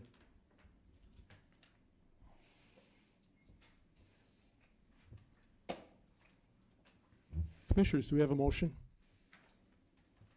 Commissioner Schlegel? I'd make the motion to approve the evaluation subcommittee's recommendation to increase the city manager's salary to $122,039 per year, effective September 25th, 2018, and direct the city attorney to amend the manager's contract to reflect the new salary. Is there a second? Commissioner Frazier? Second. Do you have any comments, Commissioner Schlegel? Boy, after what I just heard, I got a million of them. All night. Honestly, coming in as the new guy here, it has been an amazing transformation as far as my take on the city manager. I did not know he had the skill set that he does. I'm having a very good time working with him, not only just because he's willing to spend time helping me if I need it, but he's always been an advocate to the citizens in every way that I've seen. So I have to say that it's a well-deserved, if not under reflected increase of only 2%. I wish we could do more there. So thank you, Mr. City Manager, for your work thus forward, and keep up the good work. Thank you. Thank you. Commissioner Frazier? I agree. Mike is just great. Mr. Ansley has been great. He's always willing to communicate with all of our commissioners. He tries his best to communicate with the public the best he can. He does. Everybody in the city likes him, gets along good with him. I worked with the previous city manager before, and was great too, but Mike's been very good about, very knowledgeable and very down to earth for everything. He's just great. And when these evaluations come up, I said, well, city attorney, no brainer. We can't piss him off, else we'll get sued for something. But city manager, we'll have to think about it for a few minutes. But I thought about it for a few minutes, but then I said, yeah, we'll give him a raise. But other than that, he's been great, and he's a local guy. He knows all about the local community, and he likes to do everything for the community. And somebody said about picnic rocks, that happened in the fall, almost the winter. So we're working on it now, and we couldn't just jump to conclusions and do something right away. We had to do our research on it. Mike's done a great job with that. Thank you. Commissioner Stonehouse. I've worked with 4 city managers. And let me tell you that Mike Angeli is head and shoulders above all of them put together. Sometimes I don't think we realize just how good he is. He's a remarkable man. He's a remarkable leader. He's extremely remarkable when he deals with people and how we can cobble groups together and solve common problems. This is a man that I am extremely proud to see lead our city and lead our city team. I consider him not only a friend, but I consider him to be my city manager who works for this commission and works by implication, therefore, to every member of this community and every member of this city. I can give him no higher accolade or no higher praise. And he certainly deserves the very best rating we can give him. I wish we could give him more money, but as you understand, we are in a sliding down into some physical austerity here that would prevent that. Enough said. Thank you. Commissioner Plard?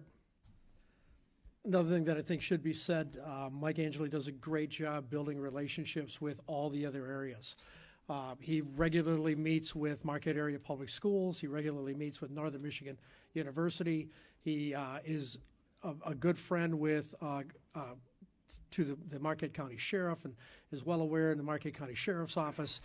Chocolate Township, he does a great job getting involved with all the area all around. There's so many things that it's just impossible to see what he does. And as Mayor Pro Tem Stonehouse mentioned, he's just an amazing communicator. I watch him communicate with people, and he very much cares what everybody has to say, what people bring to the city, and knows people very, very well besides that, and knows where they're coming from. So I agree. I am also grateful to be able to be a city commissioner and have city manager Mike Angeli work for us and do what he does for the city. When I say work for us, I mean he works for all of us for the city. And when I first heard years ago that Mike Angeli was going to be named city manager, I was ecstatic and supported him right from the beginning. And he has not disappointed in any way that I can possibly think of. And by the way, I probably should be mentioned, I know some people aren't all that good with math. I'm one of those people that aren't all that good with math, but 2% is not even the rate of inflation. Thank you, Your Honor. Thank you. Commissioner Smith. I sat on this committee and we had a lot of good things to say about Mike. We give him a few things to work on, as always. Everyone has room for improvement, but he really has very little room for improvement. So we didn't have much to give him. One thing that came out of that subcommittee meeting was that we need to work on an economic development plan, but upon self-reflection, we realize it's more of something the commission needs to address, and it's not really the city manager's fault at all. So it's just something that we need to work on, team. And thank you, Mike, for all you do. We appreciate you. Commissioner Reynolds? Well, just to echo everybody else's comments, the only other comment that I would make is that City Manager Angeli and I don't always get along, and I have a lot of questions for him, and I'm probably the most difficult of all of you to deal with on a day-to-day basis. But the reason that he is such a great city manager is because he listens to each and every one of us and our concerns and answers our questions and is there when we have a question. I normally text him sometimes at 10 o'clock at night why I have a question, and he'll answer me. So that's why I'm glad you're our city manager, and I'm sorry we can't give you more money. Thank you. I email him about 11, 12 at night. He still answers, so he is working. I will say that in the last 3 years have been very difficult for the city of Marquette. We have had a huge amount of construction that was starting, and 3 years ago, it was stalled. It wasn't moving. We were in danger of really getting screwed up. He stepped in at that time, and we are so fortunate for him to be here and to do what he did. He's the one that got everything going again. The hospital, service center, the roundabouts, the roads. You people do not realize how important it was what he did. He can work with people, he can make things happen, he can make things get done. We are very fortunate to have had him. I've worked with him closely over the last, 5 years. He was police chief for a while, but the man does a very good job for the city of Marquette. He cares about it. He takes more vacations than most of us, so he is well-traveled. He's not a country bumpkin. Are you? No, you've seen the city lights? He has seen city lights, okay. High roller. I'm impressed. So, yes, we had an evaluation committee. It was me and Mayor Pro Tem Stonehouse and Commissioner Smith. All 7 commissioners fill out evaluation forms, checkbox comments. Individually, the 3 of us researched them, looked at them, drew our own comments. Then we sat down and did a spreadsheet, did a tally sheet, and decided what we were going to do to reward him because we felt he did a very good job this past year. We wish we could have gave more, but as I said earlier, the whole city was taking a setback, a cut. Budgets were tight, and we couldn't do anything extravagant. He was very happy with the 2%. It should be more, but that's what we decided. So again, this city is very fortunate to have him here. Any further comments? Seeing none. All those in favor, please say yes. Yes. Yes. Opposed? Carries 7-0. Okay, next we move to our last public comment of the evening. Again, a time for our citizens to address the commission. I'm going to open public comment. You got 3 minutes. Name and address if we hadn't seen you before. Front, count. Fire away. I'm going to be quick. Jen Hill, 503 Craig Street. And I just want to commend the city on one more thing, which is the website, which is really improved and doing, just in the last 2 months that I've been paying a lot closer attention. And the beautiful pictures, but also the calendar is there so you can see when meetings are happening from not just the city commission, but all the other meetings that are happening. The proposed budget is there. Past year's budgets are there. The rate study is there. So someone was asking about the rate study. You can actually see the rate study, and it's at marquettemi.gov. And so I recommend that to folks as a way to keep engaged and to understand what's going on. It's great. It's a big improvement over what was there, and thank you. Thank you.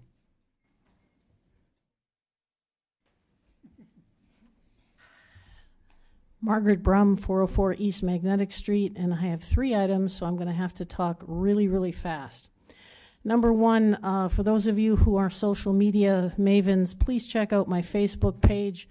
I came across some city people, the Great Lakes Conservation Corps, working this afternoon at Lambros Park. And being the curious person I am, I walked over and said, "Hey, what are you guys doing?" And they said they were replanting beach grass. And I said, "Would you mind putting that on video? Because I think most people take it for granted that beach grass just grows at Lambros Park." So there's a real nice video. They introduce themselves. They explain the process, what they're trying to do. And anybody looking at that video would be very proud of the investment in making Marquette look good. So I recommend that. It's on my personal Facebook page, and it's on the page, you know you're from Marquette. Number 2, Mike Angeli.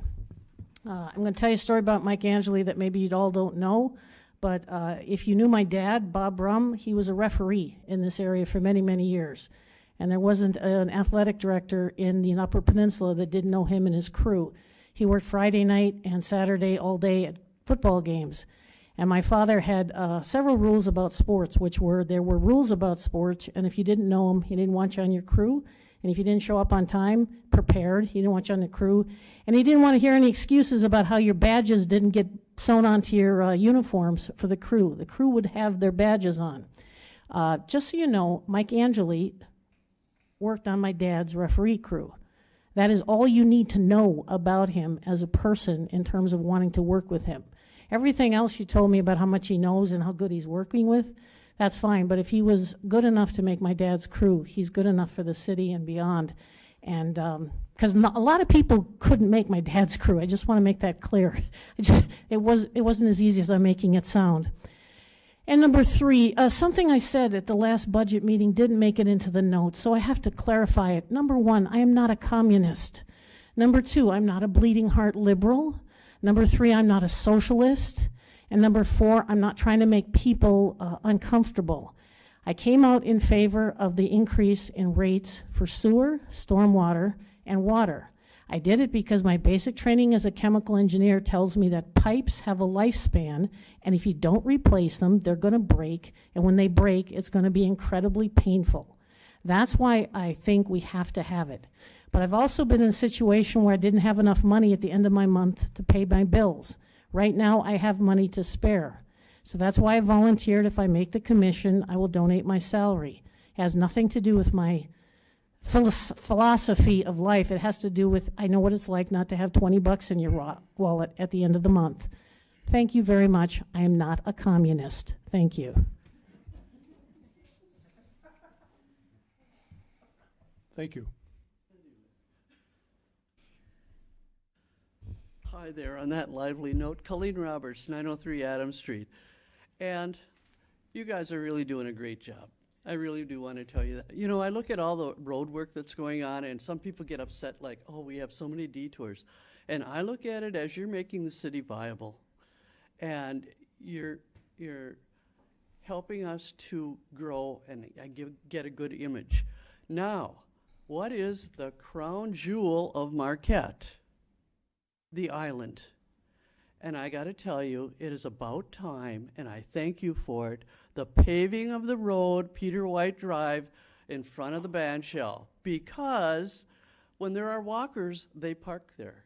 If you're going around with grandma, you can't go around. You have to go through there. And it has been a mess for many years. So thank you all very much for paving that road. Thank you. Thank you.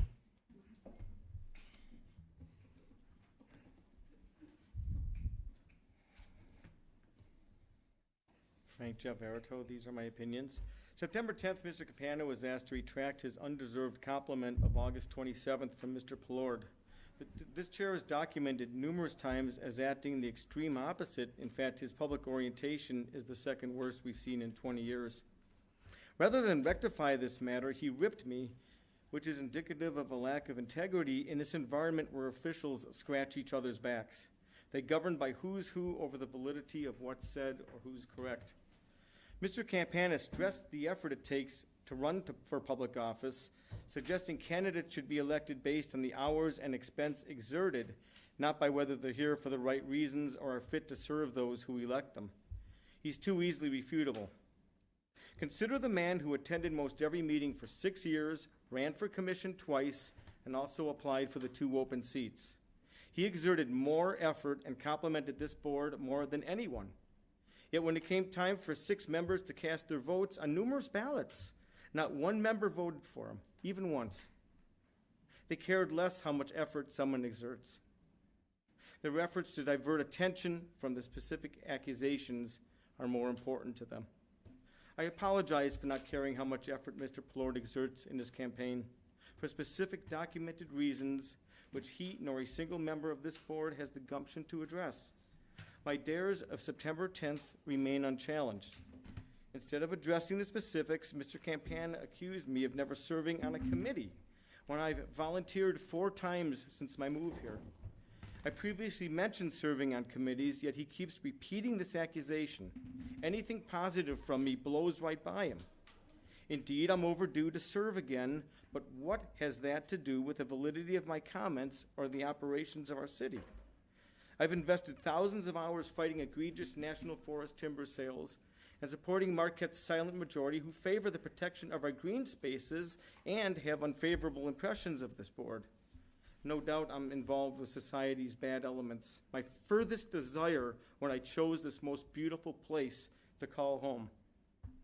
Mr. Campana stated that I grind him, as if I care when he so habitually refuses to address specific comments as requested. When he deceives us, his words are unwoven to the point that residents must realize he doesn't know what he's talking about. Kids are stupid. We were all stupid, he said September 10th. Telling the public I've never served on a committee was more stupid than any kid who's ever spoken here. What a blatant lie, blurted at his convenience, realizing I wouldn't have a chance to set the audience straight for another 2 weeks. Anyone else? Anyone else? Seeing no others, we're going to close public comment. We're going to go to comments from the commission. We will start with Commissioner Reynolds. All right. City Manager Angeli, do you have warm fuzzies now? I can see that. The only comment I have this evening, most of them were addressed as Jen Hill. I was going to mention that that page was on the website for Mr. Shawlin. The only thing I was going to mention this evening is I had the honor of attending the naturalization ceremony. A couple commissioners were downstate, including the mayor, so I attended on the City of Marquette's behalf at the federal courthouse, and it was really cool. It was really neat. There were 17 people being sworn in as citizens from all across the Upper Peninsula and 15 from 15 different countries. Like, I had no idea we had that going on here.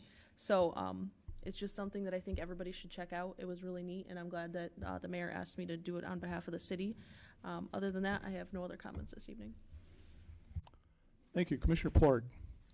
Thank you, Your Honor. First, I want to address Mr. Verito on 2 points. Number one, when I made a comment that it was Mayor Campana's idea to reinstate the second public comment, that was in a conversation with me and the mayor. And he said in that conversation, said he thought he would like to do that, and he wanted to know my opinion about that, and I agreed with him. I thought we should do that. I thought it was an opportunity for people to speak publicly more often. Were there any minutes to that meeting? No, of course not. But Mr. Verito, on the second point, you use the word lie and liar very often tonight. You do it pretty much every meeting. I would charge you with being a liar in the sense that you said that when we sold public or city-owned land in the Heartland Forest, 79% of a poll said we should not do that. Yet you did not mention the poll. You did not mention whether that poll was verified. You did not mention the plus or minus failure rate of that poll. So you're a liar by omission. So I charge you in the next meeting, since you claim to do all the work that you do for these meetings, to tell us exactly what poll you quoted, where and how it was verified, and what the plus or minus failure rate of that poll actually was. Now, that being said, I think we did a lot of good work tonight. I'm glad we had an opportunity to address the fireworks ordinance. Really, I do wish we could do more. If it was within our power to abolish fireworks in the city of Marquette, we probably would.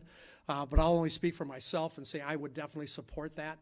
I like fireworks. They're fine, but I'm very, very sensitive to how they affect people, how they affect dogs. I have 2 dogs of my own, and they don't like fireworks either. They plain told me that. And if you own dogs, you know what that's like. It's funny because they bark at you, and you know darn well what they're talking about. And so You can see fireworks on the 4th of July at the Lower Harbor Park in different areas, and that's fine for me. But we did as much as we can. We've got an extremely difficult decision to make coming up. I understand why the city wants to raise water, sewer, and stormwater rates. I absolutely get it. But I also absolutely get how difficult that's going to be for people. And so I'll tell you at this point right now, I have not made that decision. I really urge you to do the research. I'm going to continue to do the research. I'm going to continue to talk to people. And anybody who has an opinion that sees me on the street, and people talk to me all the time, and I appreciate that. Feel free to let me know what your opinion is. I really need to know what you're thinking as far as that goes. But it's going to be tough. But I said when I in my campaign for the job that I would not shy away from tough decisions, and I am not going to shy away from this one. It's going to be a very, very tough decision. Now, having spoke about election is coming up in November. I really, really urge everyone to get out and vote. Please do the research. Please find out the candidates, what they do, what they stand for. But please, please, please get out and vote. I'll say that. You'll hear me say that again before November. But thank you for being involved in the meeting tonight. Thank you for people who are watching, for paying attention. And thank you, Your Honor. Thank you. Mayor Pro Tem Stonehouse. Ms. Roberts, I don't recall seeing that article in the paper, and I'm not sure what it was exactly saying, the one concerning what the water was used for. And that's okay. I don't need it right now. I only wanted to make the point that the monies that would be raised by the increase in the various fees are intended for the maintenance of the system. And while I'm sure there will be some monies that can be set aside for emergency repair of the system, that money is all fenced and directed only at the various water projects. There's no transition or migration of that to go fix streets or something. That's just a lockdown strictly for the various water functions that we're talking about. But I would like to see that article when we're finished here. Good work done tonight. Certainly the fireworks ordinance was an example of that. We heard you, we listened, we came forward with I think a pretty reasonable document, and hopefully it will begin to address the problem. We did an annual budget tonight, got that passed. That's a critical function for any city. All of this is online. There's no issues there of not being able to see what that budget contains. We also did something I think that slid under the radar, and that's when we adjusted the interlocal agreement for the wastewater plant. That was done in cooperation with Marquette Township and Shockley Township that will ultimately benefit the citizens of all three. So it's a good example of the city working together with two surrounding communities. The Michigan Municipal League, the mayor and I and the Commissioner Schlegel were down there for a meeting in Lansing, and then Lansing and Grand Rapids. And for what it's worth, I can tell you that Marquette is held in tremendous regard by other communities and really almost envy for some of the things that we're doing here. So there's an awful lot of goodwill in the state, and people really saying how much they enjoy coming up to Marquette, enjoying it, being married to people from Marquette or having local connections and living and working away. We do have a large diaspora population out there. Ms. Brum made a comment about the folks that were planting the grass out at Lambros Park. That, of course, is the Conservation Corps operates really under the auspices of the Lake Superior Watershed Foundation, which is a great group that the city has partnered with for probably 10 years, maybe more, to do that type of environmental restoration within the community as well as other things. Again, a good example of the city working together with another group.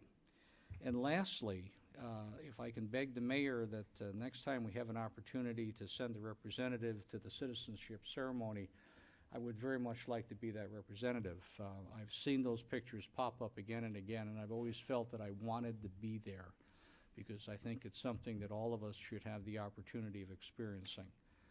We take, in very many instances, our citizenship for granted and all of the rights and privileges thereof. And I think to see it with new Americans, new citizens of this country, especially in the age that we live, would be a very rare treat that I'd like to have. So, thank you, Your Honor. Thank you. Commissioner Smith? So, several of you were out of town at the Michigan Municipal League, which I hope to make at some point in the future. While Commissioner Reynolds attended the nationalization ceremony, thank you for doing that. I think it was that same day or maybe the day before I went to the Hiawatha Music Co-op ribbon cutting of their new space, which is in the Village Shopping Center off of 3rd Street, and that space is incredible. They had a live band playing, they had folk music going, and I really appreciate the energy and the things they're doing for our community. They've got that Yoop Tune, I think that's the name of it, Yoop Tone music right there, some other local businesses, and it's just becoming a new and vibrant area in our community. Looking forward to seeing what happens there in the future. That's all I've got. Thank you. Thank you. Commissioner Frazier. I agree with the people that comment on the traffic flow on 7th Street. I have friends that live in the area, and they've commented before about the traffic flow at the stoplights, stuff like that, so it's something we've been aware of for a while. Personally, used to comment about him getting negative feed. He's been doing negative feed since I'd known. I mean, other commissioners have been here in the past. They feel that he just comments negative about everybody on the commission. So for once somebody finally stepped up to the plate and commented negatively about him, I think it's funny he doesn't like that. So somebody returned the behavior to him. I think it's good. For his master manager plan, he's got a plan when he leaves town, how things happen. He planned the city falling in the lake in November, that he planned the person washing up to the Hampton Inn. He plans this stuff ahead of time, you know, because he's well-traveled. He knows this stuff ahead of time. And he can do anything. I mean, but he's so great. Anything that happens, he knows how to respond to it right away. And he has people that he'll just delegate to everybody to do their job and get it done. He does a great job of that, and I appreciate everything he does.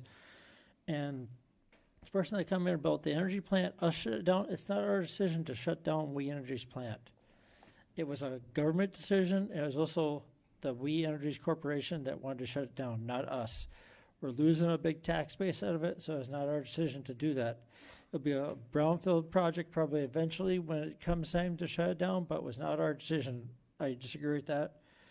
And I think I learned in Grand Rapids when I was on the ML stuff, I commented to a lot of people outside Johnson Controls down there. I talked to a lot of different organizations that could help out the city and got great ideas from everybody. And I also realized that there's an art community down there. They're big in the art, and they have like their art festival lasts like 2 weeks. The thing I learned is that circles equals art. So I've talked to everybody in the city. I said, hey, all of our traffic circles equals art. So we get our art community to fund the traffic circles from now on. So I have pictures to prove it. Circles equals art. So Mike is a full artist. He's done a great job protecting the city into art. He's got 6. I mean, Grand Rapids is twice our size, and they have like 2 roundabouts. We have 6. We outnumber them by far. I mean, we're much better art community than them. And we're supported, just, 1919, there wasn't much power saving going on back there. They basically had a candle. If a candle went out, that was a problem, so. Thank you. Commissioner Schlegel. I'm going to focus on the MML. Being my first time down, to be a part of that was pretty, I was the guy taking notes on everything, so I must be new. But it was really a great experience. We got to tour the downtown Grand Rapids area. We were there with city officials, city managers. There were 1,000 of us in total. There were lots of planners from all over the state of Michigan, zoning officials. There was lots of great conversation, and Mayor Pro Tem hit it on the head. Everybody, where are you from? Oh, I'm from Marquette. Or they read your badge, you're from Marquette. And they immediately gravitate towards you, and they say, man, you guys are doing a lot of great things up there. I love to visit. I love this. I love that about the community. And it's nothing that we don't already appreciate being from here, but it's nice to hear it from those other people, especially down below the bridge. And whether it was Ypsilanti, Sterling Heights, you name it, I had lots of conversations with other officials, and they're all dealing with the same things we are. The cuts, when we're dealing with the cuts in revenue sharing, everybody's sitting there scratching their head going, what are we going to do about the water rates? Or what are you doing about it? And we had lots of conversations down there with other municipalities about what we are doing and how we're going through the process right now. And we're under that microscope. They're watching us to see what we as Marquette are doing. They watched us when we were working on the short-term rental ordinances that we came up with. I mean, they know that we're not afraid to handle the tough details and the big places, whether it's Lansing or Sterling or, you know, even Grand Rapids, which is a Marquette on steroids without a beautiful lake. But they're watching what we're doing up here and the policy making that's going on from whether it's the city manager's office, the city commission, zoning, all of that. They're watching what we're doing because they understand that you know, we're oftentimes setting the pace for the future and dealing with these tough topics. One of the neat things that there was 10 bullet points, and I'm not going to bore you with them, but every one of them, you know, they sat there and they went through these 10 bullet points of what makes a successful community, whether it's the arts or the designing stuff that's going on, the volunteering from the community, their asset based, you know, what do we stand for, what do we get behind, whether it's our everybody down, I mean, we were in a place that had, 6 or 7 microbrews down there, so they stood behind their brews, that's for sure. And as do we, but, you know, whether it's that or one of the many other great things that Marquette has going for itself, we all got a good taste of what it's like, whether you're in a small community or large community, of what you need to do, what you need to focus on, and what, you know, how to not take advantage or take for granted all of the assets that you've already got. So a couple of the questions that I wrote down that I'm going to kind of encourage us to keep in the back of our minds and encourage our other committees or advisory boards, you know, what do we do, and do we do things like create, do we invent, do we bike, ski, and fish, all of these great things that we do, but do we focus on them, and do we highlight them in our day-to-day doings in Marquette when we're talking not only with our neighbors up the road, but our neighbors down below the bridge and the states next to us far and wide. You know, are those the things that we focus on? Well, with all the accolades that we get in the magazines and whatnot, you would say yes. I would hope so, at least right now. But we need to keep doing that. We need to focus on that. So, you know, it was a great time to go down and be a part of that. I look forward to the next time. And if anybody wants to pick my brain on it, I'm all access. But I bored you enough tonight, so have a great evening. Thank you. In regards to the naturalization ceremony, I've been to 2 of them. And when they asked me to be at this one, I was really kind of disappointed because I'd signed up to go to the MML and I couldn't make it. Thankfully, Commissioner Reynolds stepped in. But it's, if you've never been to one, they have 1 or 2 a year ceremonies. And you can just go and watch, and I would encourage you, because it's like, you know, probably one of the very few times where you go into a courtroom and everybody comes out happy. It is really a nice situation, and you get a good feeling there. These people, you know, to see them live the American dream, and they are truly happy about it, and it's very uplifting. In regards to the MML, I won't say much more other than the fact they have 2 a year. And they're beneficial to us. We go there, we sit down, we talk, we meet other city managers from other cities, commissioners from other cities, dignitaries, legislators. We talk, we see our bond council attorneys. We discuss impending legislation that's happening, coming. We discuss common problems. So, you know, we don't get a whole lot out of it, but we get a lot out of it that's is helpful. You just said that, yes. I get a lot I'm just emphasizing it. Grand Rapids is a beautiful city. They're doing a lot. They're really improving it, building it. It's a city, but it's really, if you get a chance to go there, you got to do it. It's a beautiful city. They got a lot to offer. Art Prize is going on. Art Prize is, and I'm not an art guy, but Art Prize is a big celebration of the arts and culture, and it's, as you said, 2 weeks, and amazing art down there, and people really embrace it. And it was when we were down there, so this time, you know, keep that in mind should you want to go there. Lastly, the traffic study. The gentleman wanted a traffic study. If you don't find it online, I'm sure that if you contact the city manager's office or call me, and we'll get you one. I mean, we'll get you one. You know, hard copy in your hand. That's all I have, city manager. Thank you, Mr. Mayor. First of all, thank you all for the kind words and the support, seriously, for the work I do here. And it's been a pleasure, and it will continue to be a pleasure to work for the city where I grew up. But I guess I couldn't let this pass without, also acknowledging the people that work for me or with me. The department heads all the way down to the lowest level of employee really is or does a fine job and really tries to be dedicated to everything that we do. There's a lot going on, and you've mentioned that more than once, and a lot of what you see couldn't happen without their involvement and dedication. And also, without the help of Ron Keefe, I mean, Ron does a great job as a city attorney, and everything you said about him has been spot on as well. So I won't continue down that line, but thank you very much, and I'm going to try to get to Grand Rapids next year. So, no. Just to answer a couple quick questions. The water rate and sewer rate study is online. The PowerPoint presentation that was provided to the commission. However, we do have a draft as of today, executive summary, to save you all from reading the, I don't know, Kurt, what is it, 100 and some page, 186 page report. So as soon as that draft is finalized, I'll get it to the commission and make available to the public. The lights at 7th and Magnetic,